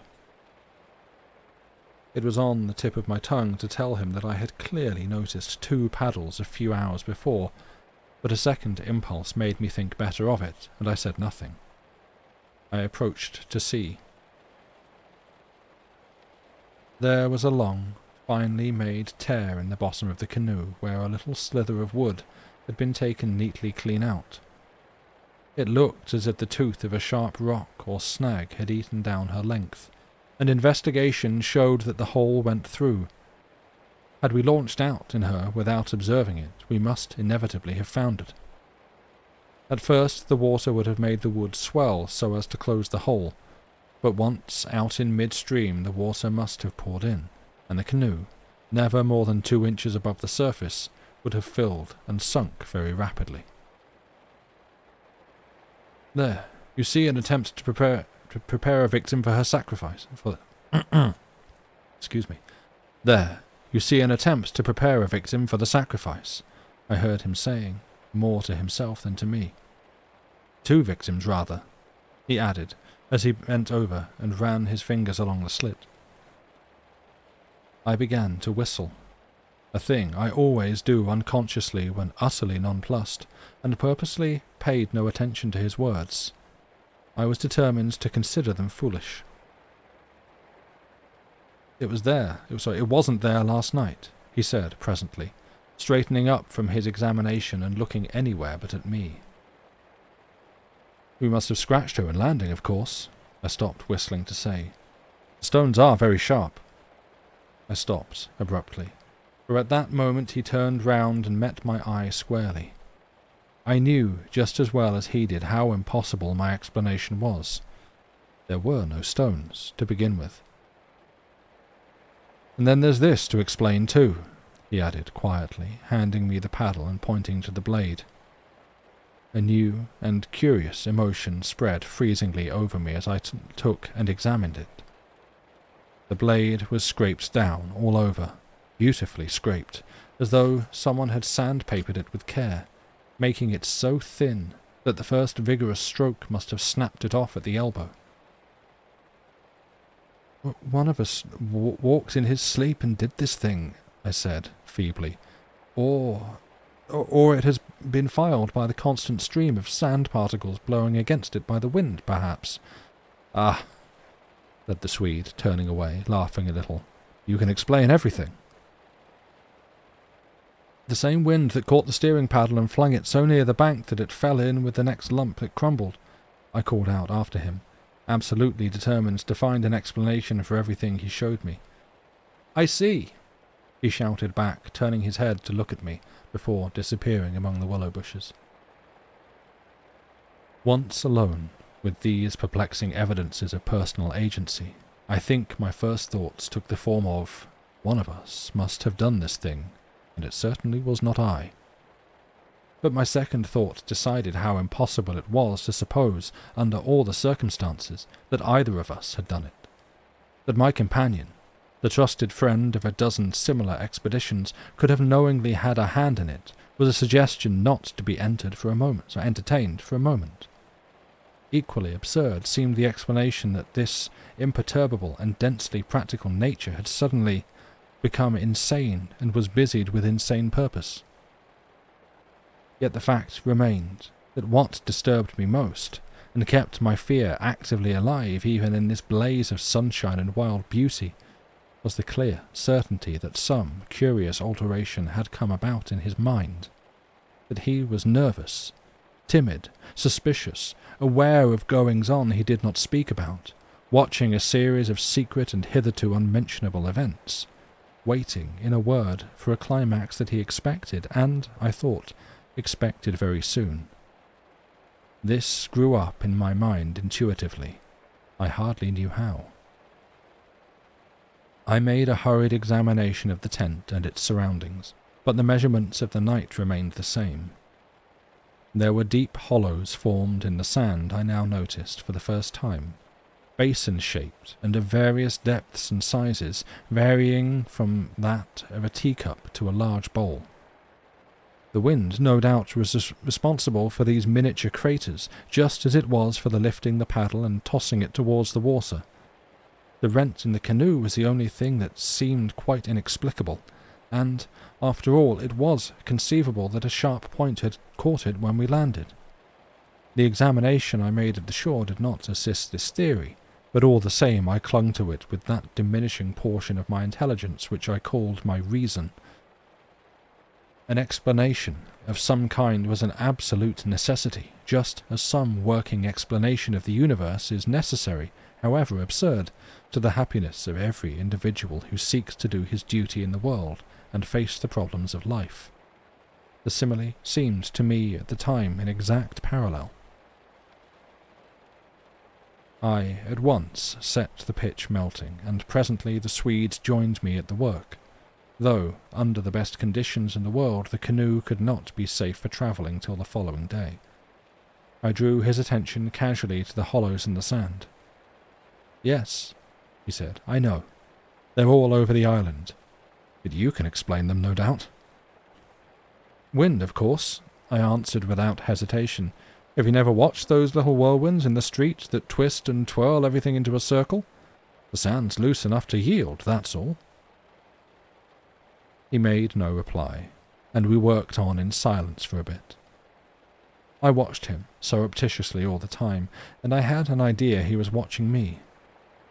He seemed, too, to be always listening attentively to something I could not hear, or perhaps for something he expected to hear, for he kept turning about and staring into the bushes, and up into the sky, and out across the water where it was visible through the openings among the willows.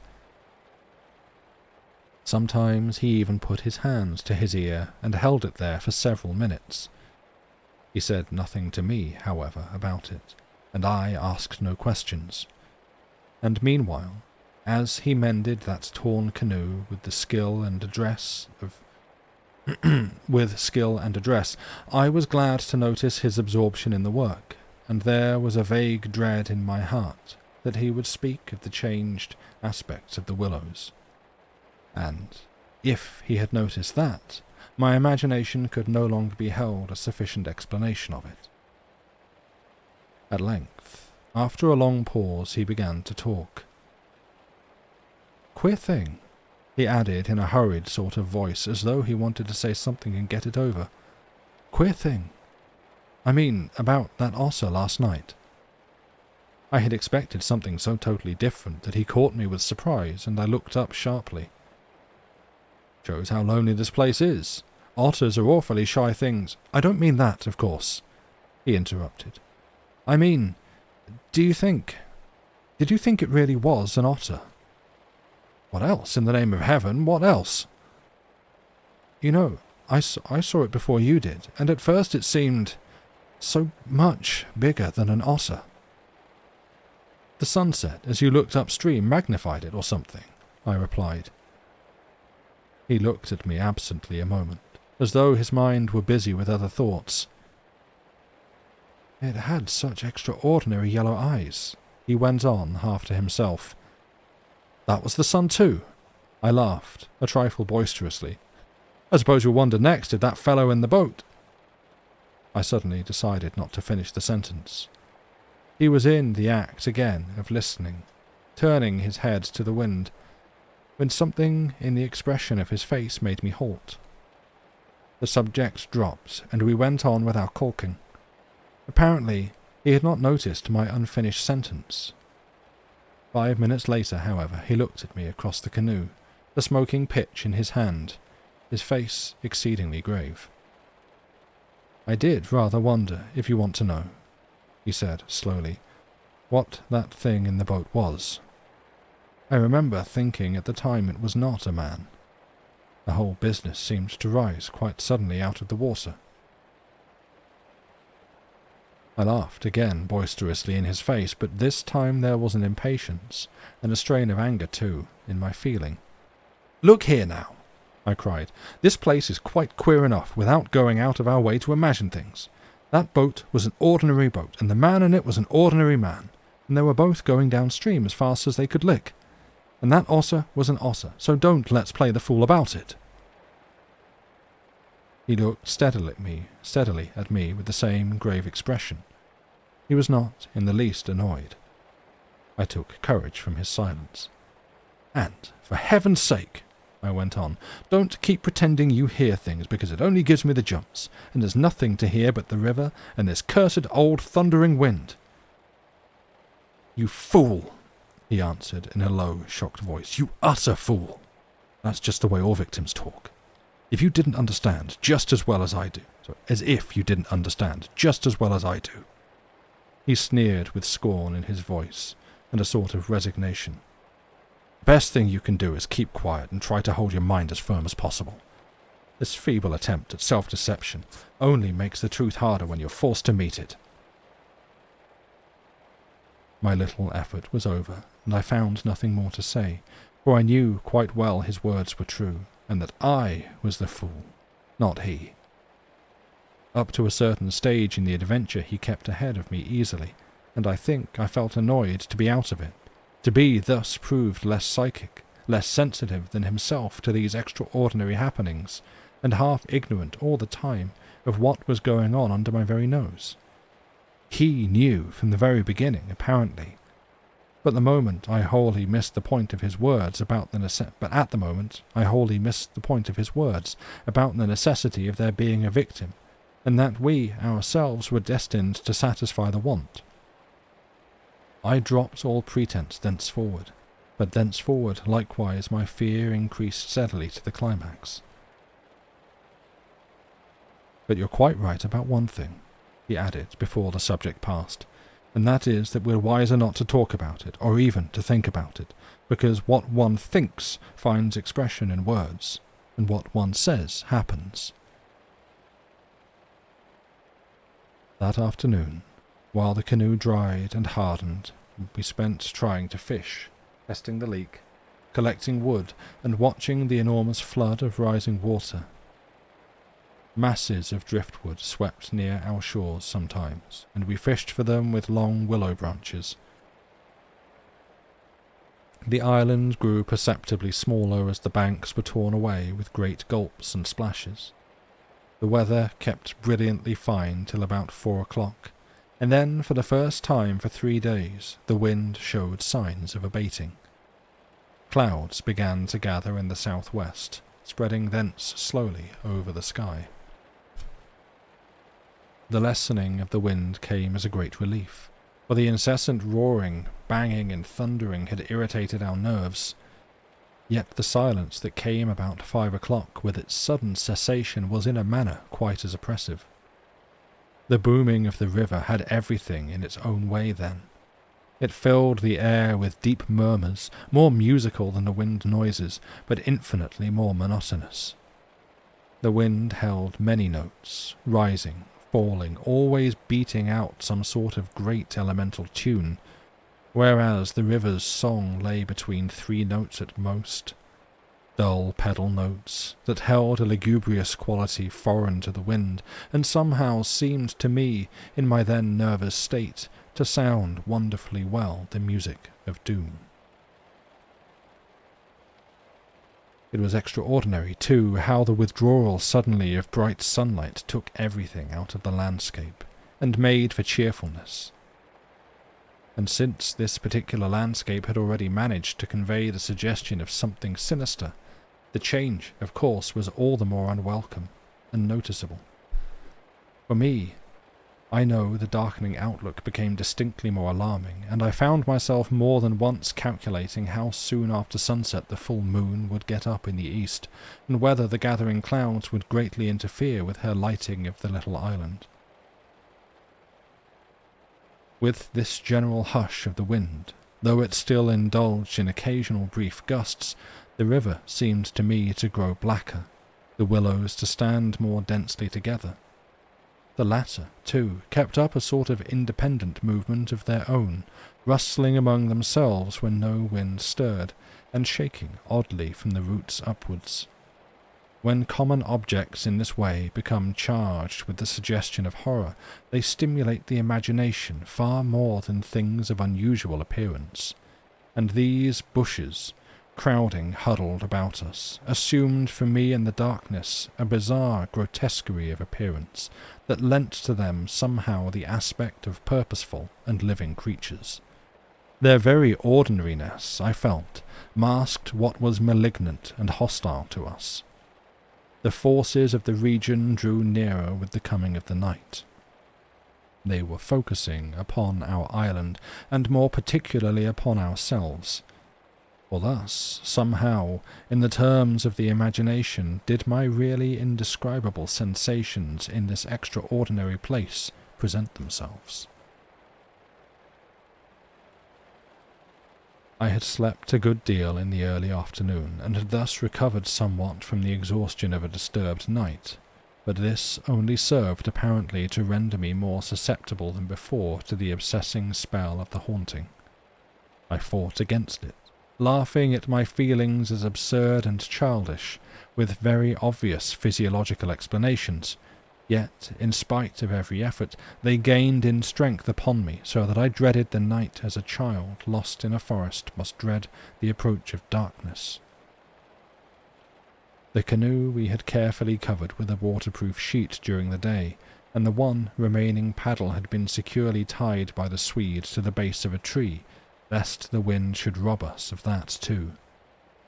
From 5 o'clock onwards I busied myself with the stew-pot and preparations for dinner, it being my turn to cook that night. We had potatoes, onions, bits of bacon fat to add flavour, and a general thick residue from the former stews at the bottom of the pot. With black bread broken up into it, the result was most excellent, and it was followed by a stew of plums with sugar and a brew of strong tea with dried milk. A good pile of wood lay close at hand, and the absence of wind made my duties easy. My companion sat lazily watching me, dividing his attentions between cleaning his pipe and giving useless advice, an admitted privilege of the off-duty man. He had been very quiet all the afternoon, engaged in recaulking the canoe, strengthening the tent ropes, and fishing for driftwood while I slept. No more talk about undesirable things had passed between us, and I think his only remarks had to do with the gradual destruction of the island, which he declared was not fully a third smaller than when we first landed. The pot had just begun to bubble when I heard his voice calling to me from the bank, where he had wandered away without my noticing. I ran up. "Come and listen," he said, "and see what you make of it." He held his hand cupwise to his ear, as so often before. "Now, do you hear anything?" he asked, watching me curiously. We stood there, listening attentively together. At first I heard only the deep note of the water and the hissing rising from its turbulent surface. The willows, for once, were motionless and silent. Then a sound began to reach my ears faintly, a peculiar sound, something like the humming of a distant gong. It seemed to come across to us in the darkness from the waste of swamps and willows opposite. It was repeated at regular intervals, but it was certainly neither the sound of a bell nor the hooting of a distant steamer. I can liken it to nothing so much as the sound of an immense gong suspended far up in the sky, repeating incessantly its muffled metallic note, soft and musical as it was repeatedly struck. My heart quickened as I listened. "I've heard it all day," said my companion. While you slept this afternoon it came all round the island. I hunted it down, but could never get near enough to see, to localize it correctly. Sometimes it was overhead, and sometimes it seemed under the water. Once or twice, too, I could have sworn it was not outside at all, but within myself, you know, the way a sound in the fourth dimension is supposed to come. I was too much puzzled to pay attention to his words. I listened carefully, striving to associate it with any known familiar sound I could think of, but without success. It changed in the direction, too, coming nearer and then sinking utterly away into remote distance. I cannot say that it was ominous in quality, because to me it seems distinctly musical, yet I must admit it set going a distressing feeling that made me wish I had never heard it. The wind blowing in those sand funnels, I said, determined to find an explanation. Or the bushes rubbing together after the storm, perhaps. It comes off the whole swamp, my friend answered. It comes from everywhere at once. He ignored my explanation. It comes from the willow bushes somehow. But now the wind has dropped, I objected. The willows can hardly make a noise by themselves, can they? His answer frightened me, first because I had dreaded it, and secondly, because I knew intuitively it was true. It is because the wind has dropped we now hear it. It was drowned before. It is the cry, I believe, of the... I dashed back to my fire, warned by the sound of bubbling that the stew was in danger, but determined at the same time to escape further conversation. I was resolute, if possible, to avoid the exchanging of views. I dreaded, too, that he would begin about the gods, or the elemental forces, or something else disquieting, and I wanted to keep myself well in hand for what might happen later. There was another night to be faced before we escaped from this distressing place, and there was no knowing yet what it might bring forth. "Come and cut up bread for the pot," I called to him, vigorously stirring the appetizing mixture. That stew pot held sanity for us both, and the thought made me laugh. He came over, slowly, and took the provision sack from the tree, fumbling in its mysterious depths, and then emptying the entire contents upon the ground sheet at his feet. "Hurry up!" I cried. "It's boiling!" The Swede burst out into a roar of laughter that startled me. It was forced laughter, not artificial exactly, but mirthless. "There's nothing here!" he shouted, holding his sides. "Bread, I mean." "It's gone." "There is no bread." "They've taken it." I dropped the long spoon and ran up. Everything the sack had contained lay upon the ground sheet, but there was no loaf. The whole dead weight of my growing fear fell upon me and shook me. Then I burst out laughing too. It was the only thing to do, and the sound of my laughter also made me understand his. The strain of psychical pressure caused it, this explosion of unnatural laughter in both of us. It was an effort of repressed forces to seek relief. It was a temporary safety valve, and with both of us it ceased quite suddenly. "How criminally stupid of me!" I cried, still determined to be consistent and find an explanation. "I clean forgot to buy a loaf at Pressburg. That chattering woman put everything out of my head, and I must have left it lying on the counter, or... The oatmeal, too, is much less than it was in the morning," the Swede interrupted. Why in the world need he draw attention to it? I thought angrily. "There's enough for tomorrow," I said, stirring vigorously, "and we can get lots more at Comorn or Gran. In 24 hours we shall be miles from here." "I hope so, to God," he muttered, putting the things back into the sack. "Unless we're claimed first as victims for the sacrifice," he added with a foolish laugh. He dragged the sack into the tent, for safety's sake, I suppose, and I heard him mumbling to himself, but so indistinctly that it seemed quite natural for me to ignore his words. Our meal was beyond question a gloomy one, and we ate it almost in silence, avoiding one another's eyes and keeping the fire bright. Then we washed up and prepared for the night, and, once smoking, our minds unoccupied with any definite duties, the apprehension I had felt all day long became more and more acute. It was not, then, active fear, I think, but the very vagueness of its origin distressed me far more than if I had been able to tick it and face it squarely. The curious sound I have likened to the note of a gong became now almost incessant, and filled the stillness of the night with a faint, continuous ringing, rather than a series of distinct notes. At one time it was behind, and at another time in front of us. Sometimes I fancied it came more from the bushes on our left, and then again from the clumps on our right. More often it hovered directly overhead like the whirring of wings. It was really everywhere at once, behind, in front, at our sides and over our heads, completely surrounding us.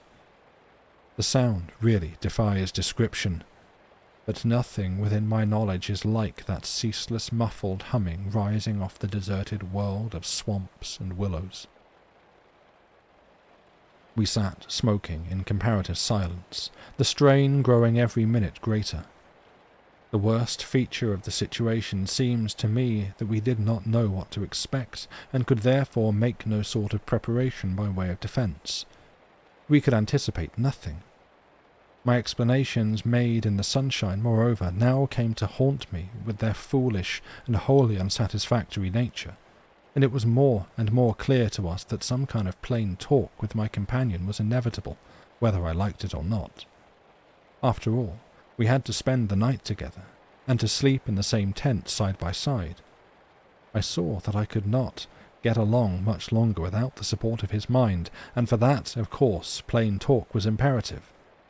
As long as possible, however, I postponed this little climax, and tried to ignore or laugh at the occasional sentences he flung into the emptiness. Some of these sentences, moreover, were confoundedly disquieting to me, coming as they did to corroborate much that I felt myself.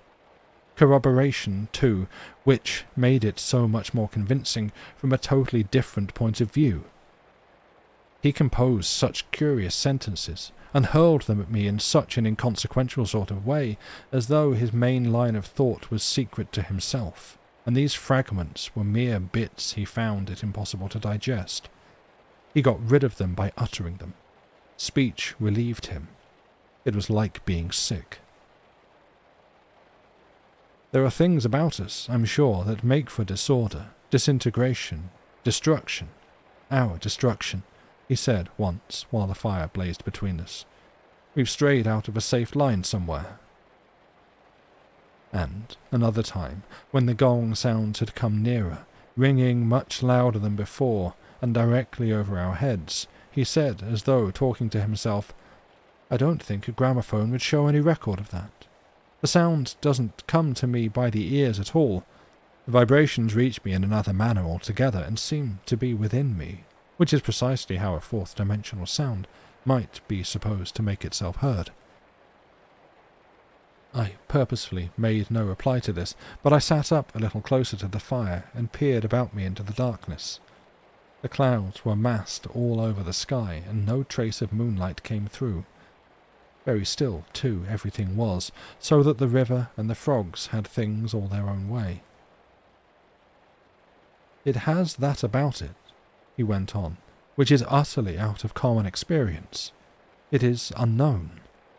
Only one thing describes it, really. It is a non-human sound.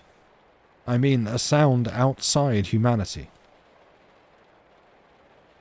Having rid himself of this indigestible morsel, he lay quiet for a time, but he had so admirably expressed my own feeling that it was a relief to have the thought out, and to have confined it by the limitation of words from dangerous wandering to and fro in the mind. The solitude of that Danube camping-place. Can I ever forget it? The feelings of being utterly alone on an empty planet.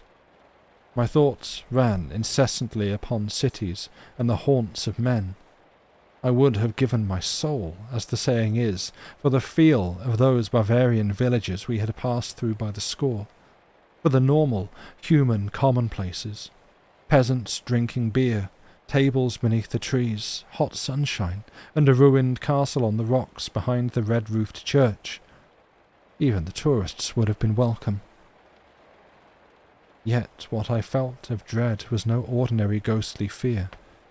It was infinitely greater, stranger, and seemed to arise from some dim ancestral sense of terror more profoundly disturbing than anything I had known or dreamed of. We had strayed, as the Swede put it, into some region or some set of conditions where the risks were great, yet unintelligible to us, where the frontiers of some unknown world lay close about us.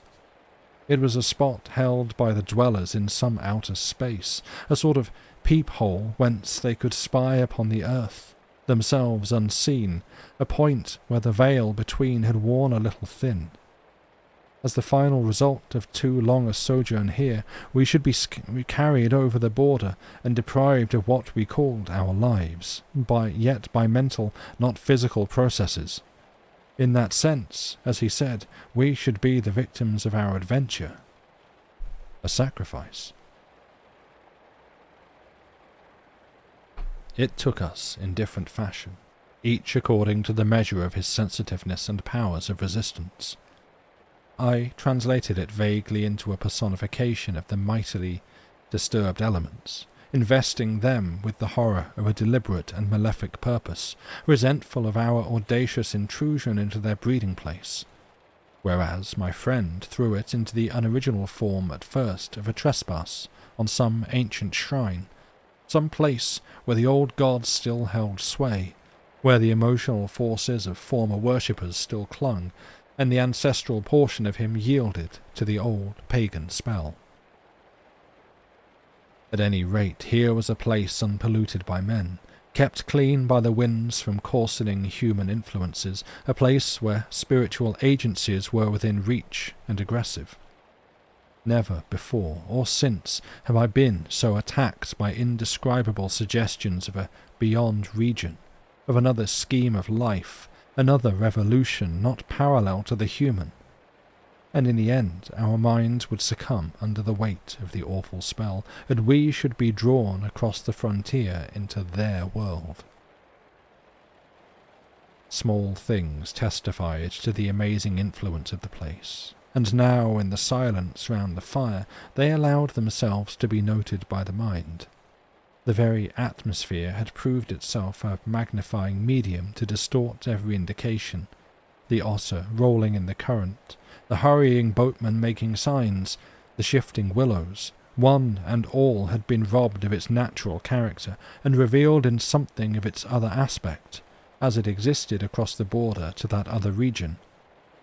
In this changed aspect I felt was now not merely to me, but to the race. The whole experience whose verge we touched was unknown to humanity at all. It was a new order of experience, and in the true sense of the word, unearthly. It's the deliberate, calculating purpose that reduces one's courage to zero, the Swede said suddenly, as if he had been actually following my thoughts. Otherwise imagination might count for much. But the paddle, the canoe, the lessening food— "Haven't I explained all that once?" I interrupted viciously. "You have," he answered dryly. "You have indeed." He made other remarks, too, as usual, about what he called the plain determination to provide a victim. But having now arranged my thoughts better, I recognized that this was simply the cry of his frightened soul against the knowledge that he was being attacked in a vital part, and that he would be somehow taken or destroyed.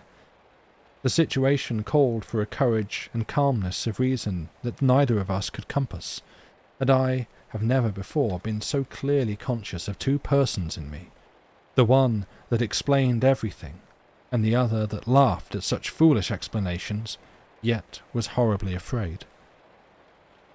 Meanwhile, in the pitchy night, the fire died down, and the wood pile grew smaller.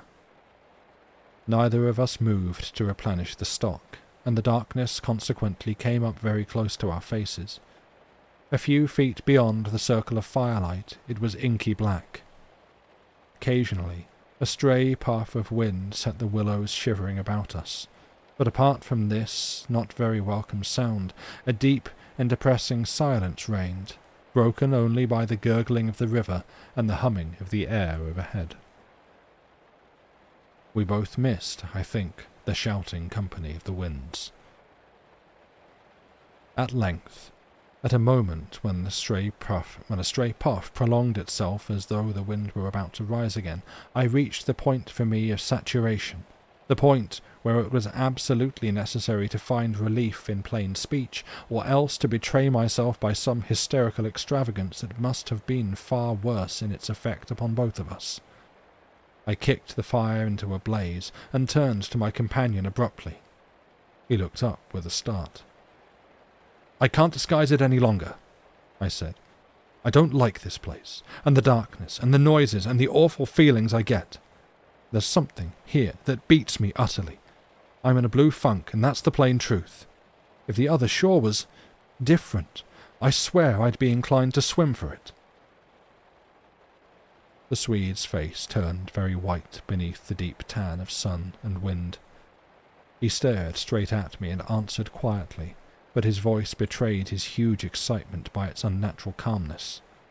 For a moment, at any rate, he was the strong man of the two. He was more phlegmatic, for one thing. "It's not a physical condition we can escape from by running away," he replied in the tone of a doctor diagnosing some grave disease. "We must sit tight and wait. There are forces close here that could kill a herd of elephants in a second as easily as you or I could squash a fly. Our only chance is to keep perfectly still. Our insignificance, perhaps, may save us." I put a dozen questions into my expression of face, but found no words. It was precisely like listening to an accurate description of a disease whose symptoms had puzzled me. I mean that so far, although aware of our disturbing presence, they have not found us, not located us, as the Americans say, he went on. They're blundering about like men hunting for a leak of gas. The paddle and canoe and provisions prove that. I think they feel us, but cannot actually see us. We must keep our minds quiet. It's our minds they feel. We must control our thoughts, or it's all up with us. "Death, you mean?" I stammered, icy with the horror of his suggestion. "Worse, by far," he said. "Death, according to one's belief, means either annihilation or release from the limitations of the senses, but it involves no change of character. You don't suddenly alter just because the body's gone, but this means a radical alteration, a complete change, a horrible loss of oneself by substitution, far worse than death, and not even annihilation. We happen to have camped in a spot where their region touches ours, where the veil between has worn thin." Horrors! He was using my very own phrase, my actual words, so that they are aware of our being in their neighborhood. "But who are aware?" I asked. I forgot the shaking of the willows and the windless calm, the humming overhead. Everything, except that I was waiting for an answer that I dreaded more than I can possibly explain. He lowered his voice at once to reply, leaning forward a little over the fire, an indefinable change in his face that made me avoid his eyes and look down upon the ground.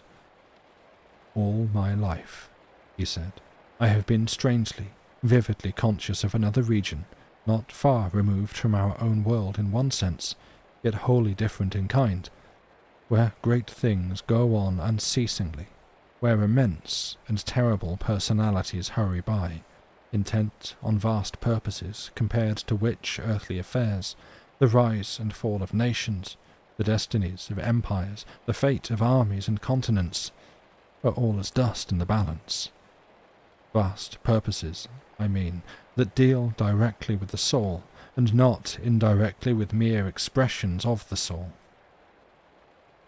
I suggest just now, I began, seeking to stop him, feeling as though I was face to face with a madman, but he instantly overbore me with his torrent that had to come. You think, he said, it is the spirit of the elements, and I thought perhaps it was the old gods, but I tell you now, it is neither. These would be comprehensible entities, for they have relations with men, depending upon them for worship or sacrifice, whereas these beings who are now about us have absolutely nothing to do with mankind, and it is mere chance that their space happens just at this spot to touch our own. The mere conception, which his words somehow made so convincing, as I listened to them there in the dark stillness of that lonely island, set me shaking a little all over. I found it impossible to control my movements. "And what do you propose?" I began again. "A sacrifice? A victim might save us by distracting them until we could get away," he went on, just as the wolves stopped to devour the dogs and give the sleigh another start. "But I see no chance of any other victim now." I stared blankly at him. The gleam in his eye was dreadful. Presently he continued. "It's the Willows, of course. The Willows mask the others, but the others are feeling about for us. If we let our minds betray our fear, we're lost utterly." He looked at me with an expression so calm, so determined, so sincere that I no longer had any doubts as to his sanity. He was as sane as any man ever was. "If we can hold out through the night," he added, "we may get off in the daylight unnoticed, or rather undiscovered." "But you really think a sacrifice would—" The gong-like humming came down very close over our heads as I spoke, but it was my friend's scared face that really stopped my mouth. "Hush!" he whispered, holding up a hand. "Do not mention them more than you can help. Do not refer to them by name. To name is to reveal. It is the inevitable clue, and our only hope lies in ignoring them, in order that they may ignore us." "Even in thought," he was extraordinarily agitated, "especially in thought. Our thoughts make spirals in their world. We must keep them out of our minds at all costs if possible." I raked the fire together to prevent the darkness having everything its own way. I never longed for the sun as I longed for it then in the awful blackness of that summer night. "Were you awake all last night?" he went on suddenly. "I slept badly a little after dawn," I replied evasively, trying to follow his instructions, which I knew instinctively were true. "But the wind, of course—" "I know. But the wind won't account for all the noises." "Then you heard it too?" "The multiplying countless little footsteps I heard," he said, adding after a moment's hesitation, "and that other sound." "You mean above the tent, and the pressing down upon us of something tremendous, gigantic?" He nodded significantly. "It was like the beginning of a sort of inner suffocation," I said. "Partly, yes. It seemed to me that the weight of the atmosphere had been altered, had increased enormously, so that we should have been crushed. And that," I went on, determined to have it all out, pointing upwards where the gong-like note hummed ceaselessly, rising and falling like wind. "What do you make of that?" "It's their sound," he whispered gravely. "It's the sound of their world, the humming in their region. The division here is so thin that it leaks through somehow. But if you listen carefully, you'll find it's not above us so much as around us. It's in the willows. It's the willows themselves humming, because here the willows have been made symbols of the forces that are against us." I could not follow exactly what he meant by this, yet the thought, the idea in my mind were beyond question the thought and idea in his. I realized what he realized, only with less power of analysis than his. It was on the tip of my tongue to tell him, at last, about my hallucination of the ascending figures and the moving bushes, when he suddenly thrust his face again close to mine across the firelight and began to speak in a very earnest whisper. He amazed me by his calmness and pluck, his apparent control of the situation. This man I had for years deemed unimaginative, stolid. "Now listen," he said. "The only thing for us to do is to go on as though nothing had happened, follow our usual habits, go to bed and so forth. Pretend we feel nothing and notice nothing. It is a question wholly of the mind, and the less we think about them, the better our chance of escape. Above all, don't think, for what you think happens." "All right," I managed to reply, simply breathless with his words and the strangeness of it all. "All right, I'll try. But tell me one more thing first. Tell me what you make of those hollows in the ground all about us, those sand funnels." "No," he cried, forgetting to whisper in his excitement. "I dare not, simply dare not put the thought into words. If you have guessed, I am glad. Don't try to. Sorry, if you have not guessed, I am glad. Don't try to. They have put it into my mind. Try your hardest to prevent their putting it into yours." He sank his voice again to a whisper just before he finished, and I did not press him to explain. There was already just about as much horror in me as I could hold. The conversation came to an end, and we smoked our pipes busily in silence. Then something happened. Something unimportant, apparently, as the way is when the nerves are in a very great state of tension, and this small thing, for a brief space, gave me an entirely different point of view. I chanced to look down at my sand shoe, the sort we use for the canoe, and something to do with the hole at the toe suddenly recalled to me the London shop where I had bought them, the difficulty the man had in fitting me, and other details of the uninteresting but practical operation.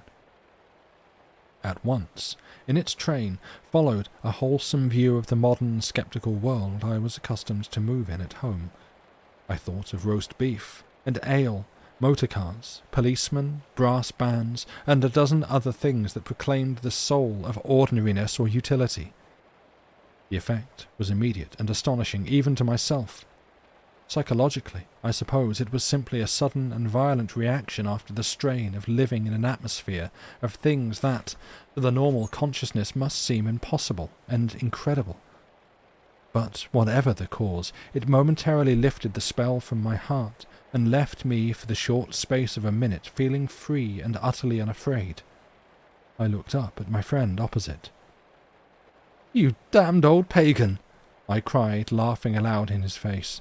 "You imaginative idiot! You superstitious idolater! You—" I stopped, in the middle, seized anew by the old horror. I tried to smother the sound of my voice as something sacrilegious. The Swede, of course, heard it too. The strange cry overhead in the darkness, and that sudden drop in the air as though something had come nearer. He had turned ashen white under the tan. He stood bolt upright in front of the fire, stiff as a rod, staring at me. "After that," he said in a sort of helpless, frantic way, "we must go. We can't stay now. We must strike camp this very instant and go on. Down the river."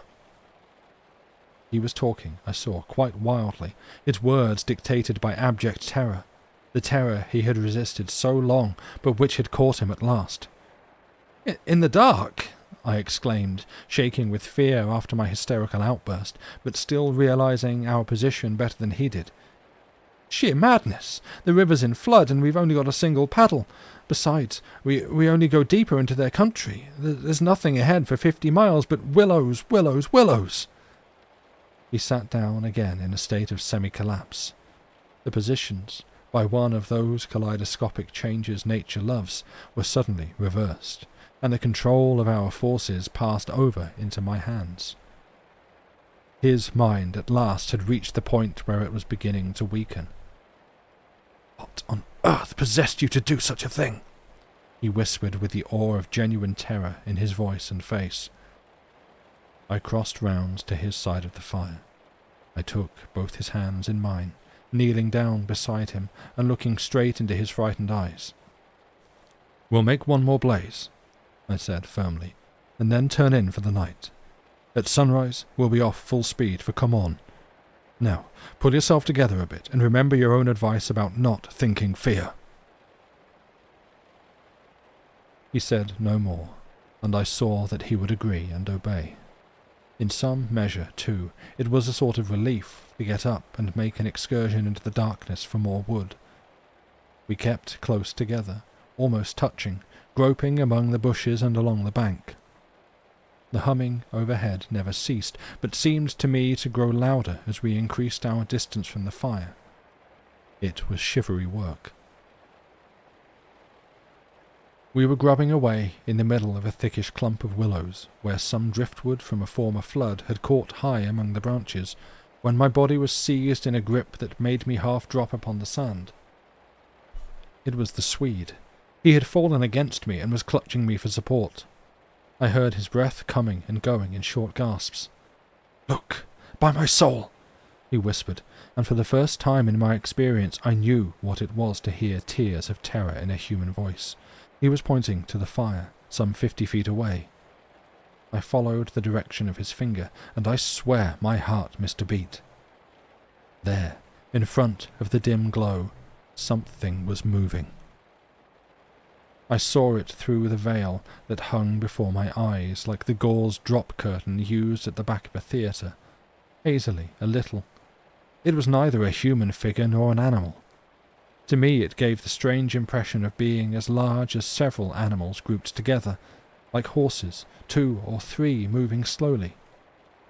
The Swede, too, got a similar result, though expressing it differently, for he thought it was shaped and sized like a clump of willow bushes, rounded at the top and moving all over upon its surface, coiling upon itself like smoke, he said afterwards.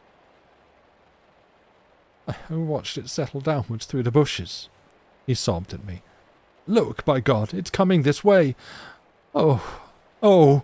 He gave a kind of whistling cry. "They've found us!"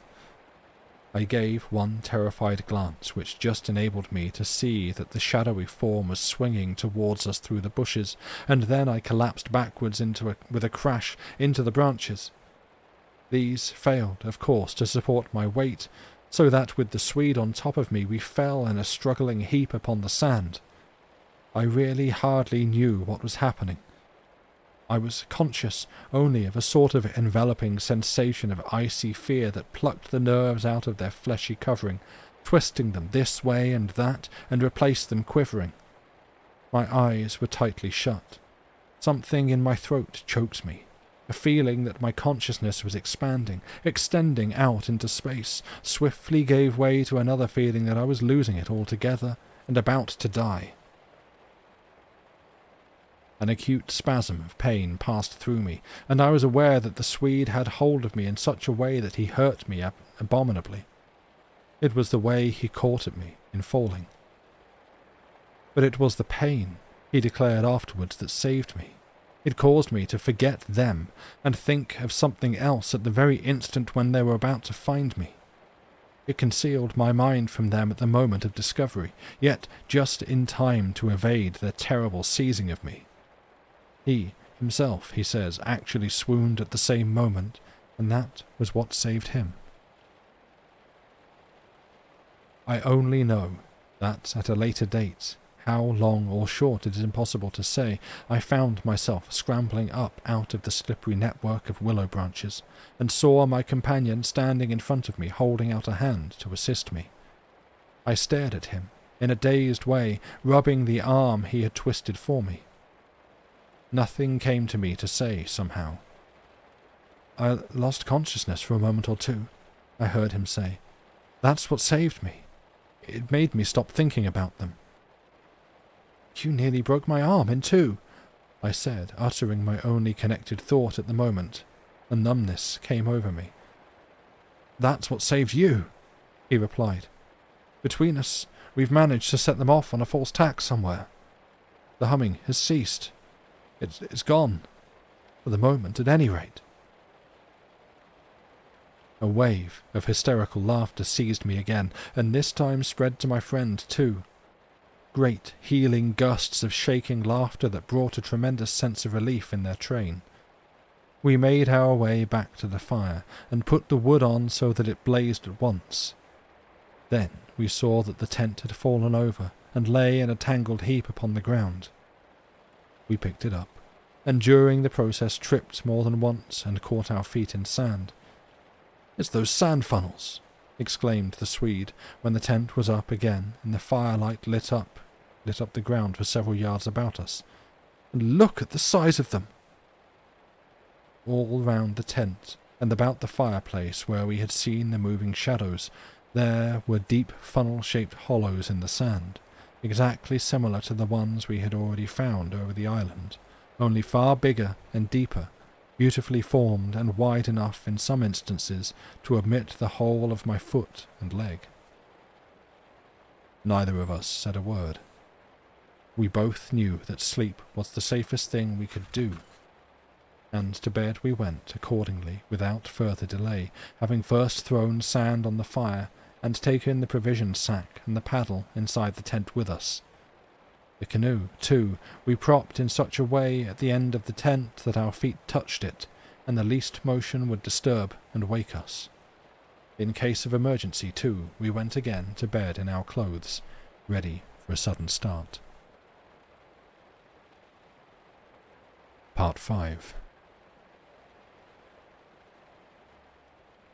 It was my firm intention to lie awake all night and watch, but the exhaustion of nerves and body decreed otherwise, and sleep, after a while, came over me with a welcome blanket of oblivion. The fact that my companion also slept quickened its approach.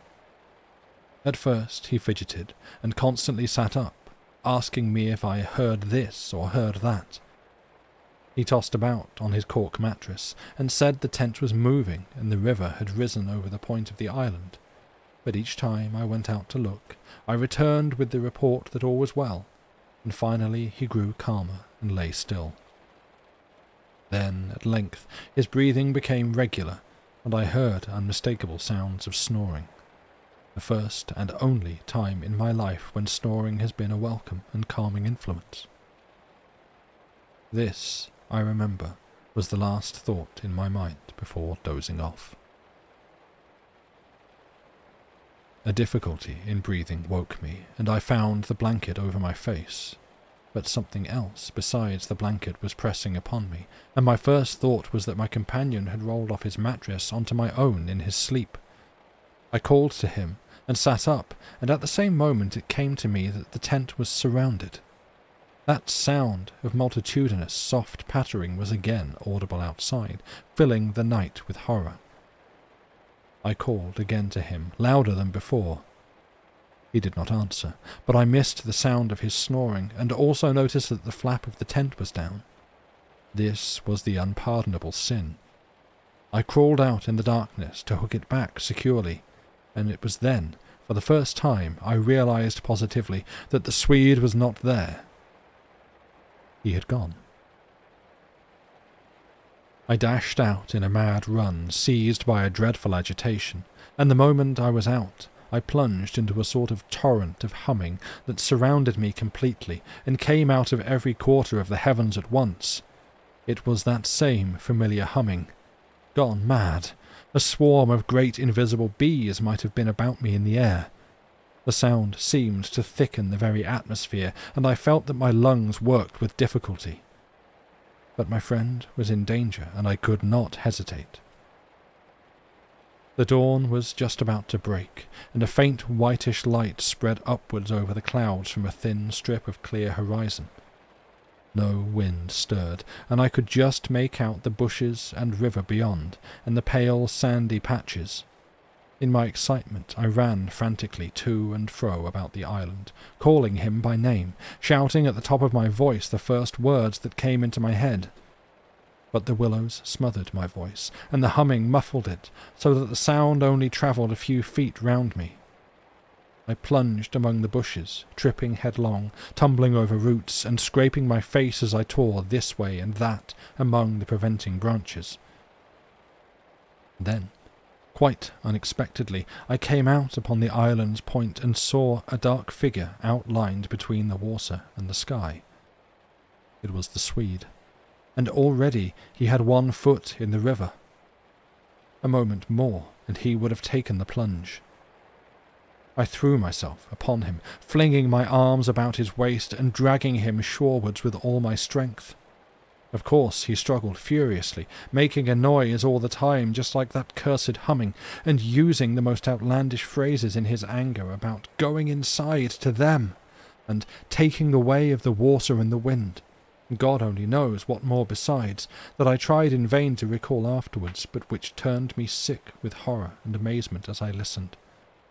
But in the end I managed to get him into the comparative safety of the tent, and flung him breathless and cursing upon the mattress, where I held him until the fit had passed. I think the suddenness with which it all went, and he grew calm, coinciding as it did with the equally abrupt cessation of the humming and pattering outside, I think this was almost the strangest part of the whole business, perhaps. For he had just opened his eyes and turned his tired face up to me, so that the dawn threw a pale light upon it through the doorway, and said, for all the world just like a frightened child, "My life, old man, it's my life I owe you. But it's all over now anyhow. They've found a victim in our place." Then he dropped back upon his blankets and went to sleep literally under my eyes. He simply collapsed, and began to snore again as heavily as though nothing had happened, and he had never tried to offer his own life as a sacrifice by drowning. And when the sunlight woke him 3 hours later, hours of ceaseless vigil for me, it became so clear to me that he remembered absolutely nothing of what he had attempted to do, that I deemed it wise to hold my peace and ask no dangerous questions. He woke, naturally and easily, as I have said, when the sun was already high in a windless hot sky, and he at once got up and set about the preparations of the fire for breakfast. I followed him anxiously at bathing, but he did not attempt to plunge in, merely dipping his head and making some remark about the extra coldness of the water. "River's falling at last," he said, "and I'm glad of it." "The humming has stopped too," I said. He looked up at me quietly with his normal expression. Evidently he remembered everything except his own attempt at suicide. "Everything has stopped," he said, "because—" He hesitated, but I knew some reference to that remark he had made just before he fainted was in his mind, and I was determined to know it. "Because they've found another victim," I said, forcing a little laugh. "Exactly," he answered. "Exactly. I feel as positive of it as though I feel quite safe again, I mean," he finished. He began to look curiously about him. The sunlight lay in hot patches on the sand. There was no wind. The willows were motionless. He slowly rose to his feet. "Come," he said. "I think, if we look, we shall find it." He started off on a run, and I followed him. He kept to the banks, poking with a stick among the sandy bays and caves and little backwaters, myself always close on his heels. "Ah!" he exclaimed presently. "Ah!" The tone of his voice somehow brought back to me a vivid sense of the horror of the last 24 hours, and I hurried up to join him. He was pointing with his stick at a large black object that lay half in the water and half in the sand. It appeared to be caught by some twisted willow roots, so that the river could not sweep it away. A few hours before, the spot must have been under water. "See," he said quietly, "the victim that made our escape possible." And when I peered across his shoulder, I saw that his stick rested on the body of a man. He turned it over. It was the corpse of a peasant, and the face was hidden in the sand. Clearly the man had been drowned but a few hours before, and his body must have been swept down upon our island somewhere about the hour of the dawn, at the very time the fit had passed. "We must give it a decent burial, you know." "I suppose so," I replied. I shuddered a little in spite of myself, for there was something about the appearance of that poor drowned man that turned me cold. The Swede glanced up sharply at me, an undecipherable expression on his face, and began clambering down the bank. I followed him more leisurely. The current, I noticed, had torn away much of the clothing from the body so that the neck and part of the chest lay bare. Halfway down the bank, my companion suddenly stopped and held up his hand in warning, but either my foot slipped, or I had gained too much momentum to bring myself quickly to a halt, for I bumped into him and sent him forward with a sort of leap to save himself. We tumbled together onto the hard sand so that our feet splashed into the water, and before anything could be done we had collided a little heavily against the corpse. The Swede uttered a sharp cry, and I sprang back as if I had been shot. At the moment we touched the body, there rose from its surface the loud sound of humming, the sound of several hummings, which passed with a vast commotion as of winged things in the air about us, and disappeared upwards into the sky, growing fainter and fainter till they finally ceased in the distance. It was exactly as though we had disturbed some living yet invisible creatures at work. My companion clutched me, and I think I clutched him, but before either of us had time properly to recover from the unexpected shock, we saw that a movement of the current was turning the corpse round, so that it became released from the grip of the willow roots. A moment later it had turned completely over, the dead face uppermost staring at the sky. It lay on the edge of the main stream. In another moment it would be swept away. The Swede started to save it, shouting again something I did not catch about a proper burial, and then abruptly dropped upon his knees on the sand and covered his eyes with his hands. I was beside him in an instant. I saw what he had seen. Or just as the body swung round to the current, the face and the exposed chest turned full towards us, and showed plainly how the skin and flesh were indented with small hollows, beautifully formed and exactly similar in shape and kind to the sand funnels that we had found all over the island. "Their mark," I heard my companion mutter under his breath. "Their awful mark." And when I turned my eyes again from his ghastly face to the river, the current had done its work, and the body had been swept away into midstream, and was already beyond our reach, and almost out of sight, turning over and over on the waves, like an otter. The end. Thank you for listening.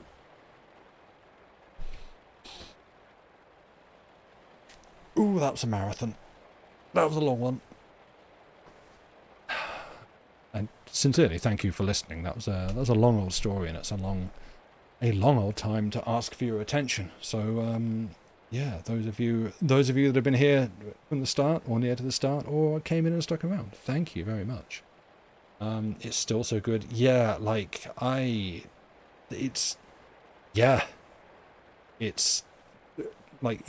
think for me, my favourite of Blackwood stories that I've read. Like he's done some other good ones.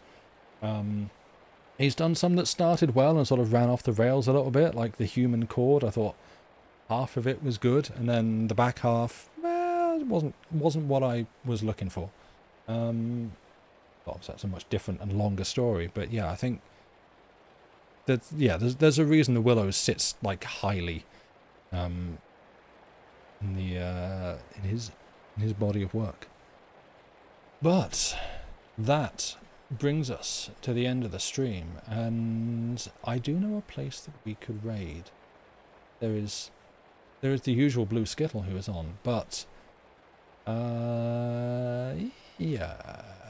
So Loading Ready Run, a channel that I enjoy greatly, are doing an annual event to coincide with the Le Mans race. They do their own 24 hours of Le Mans. I apologise for the pronunciation, but that's how they pronounce it, kind of. And lovely guy over there, Ian, is doing his own 24-hour race alongside it. So I'm gonna send you all over there. And now I get to fall over and rest. Yeah, I'm actually super hungry, so I'm gonna go and like find something to eat. It like real talk, this could just me full on 10 to midnight gremlin hours shoveling peanut butter out of a tub into my mouth. I've done that before, and I'm not afraid to do it again. So we'll see how this goes. But I'm about to like snack gremlin. But yeah.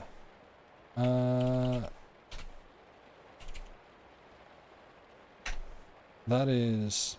I'm going to raid the fridge? Yes. Yeah, I do. Problem is, anything I've got in the fridge is already like earmarked for lunch. And so... or needs to be cooked for dinner. And so like, by doing that, I'm robbing myself of a future lunch. So I don't... we have a bucket of peanut butter right now. It's a thing. Oh yeah, no, literally, I buy peanut butter in like big tubs because it lasts and it's delicious. And that is what I do.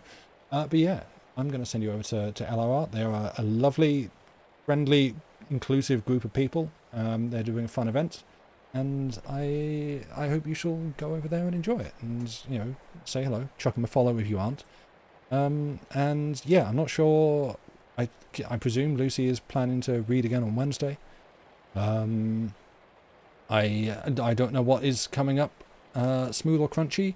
Used to be crunchy, now smooth, because I mean I still will enjoy crunchy peanut butter, but now smooth, sadly, because I have teeth that reject this plan. Anyway, I need to go. So I'm gonna throw you to the end screen. Thank you all for being here. Have a lovely weekend, what's left of it, and I will see you next time. Goodbye.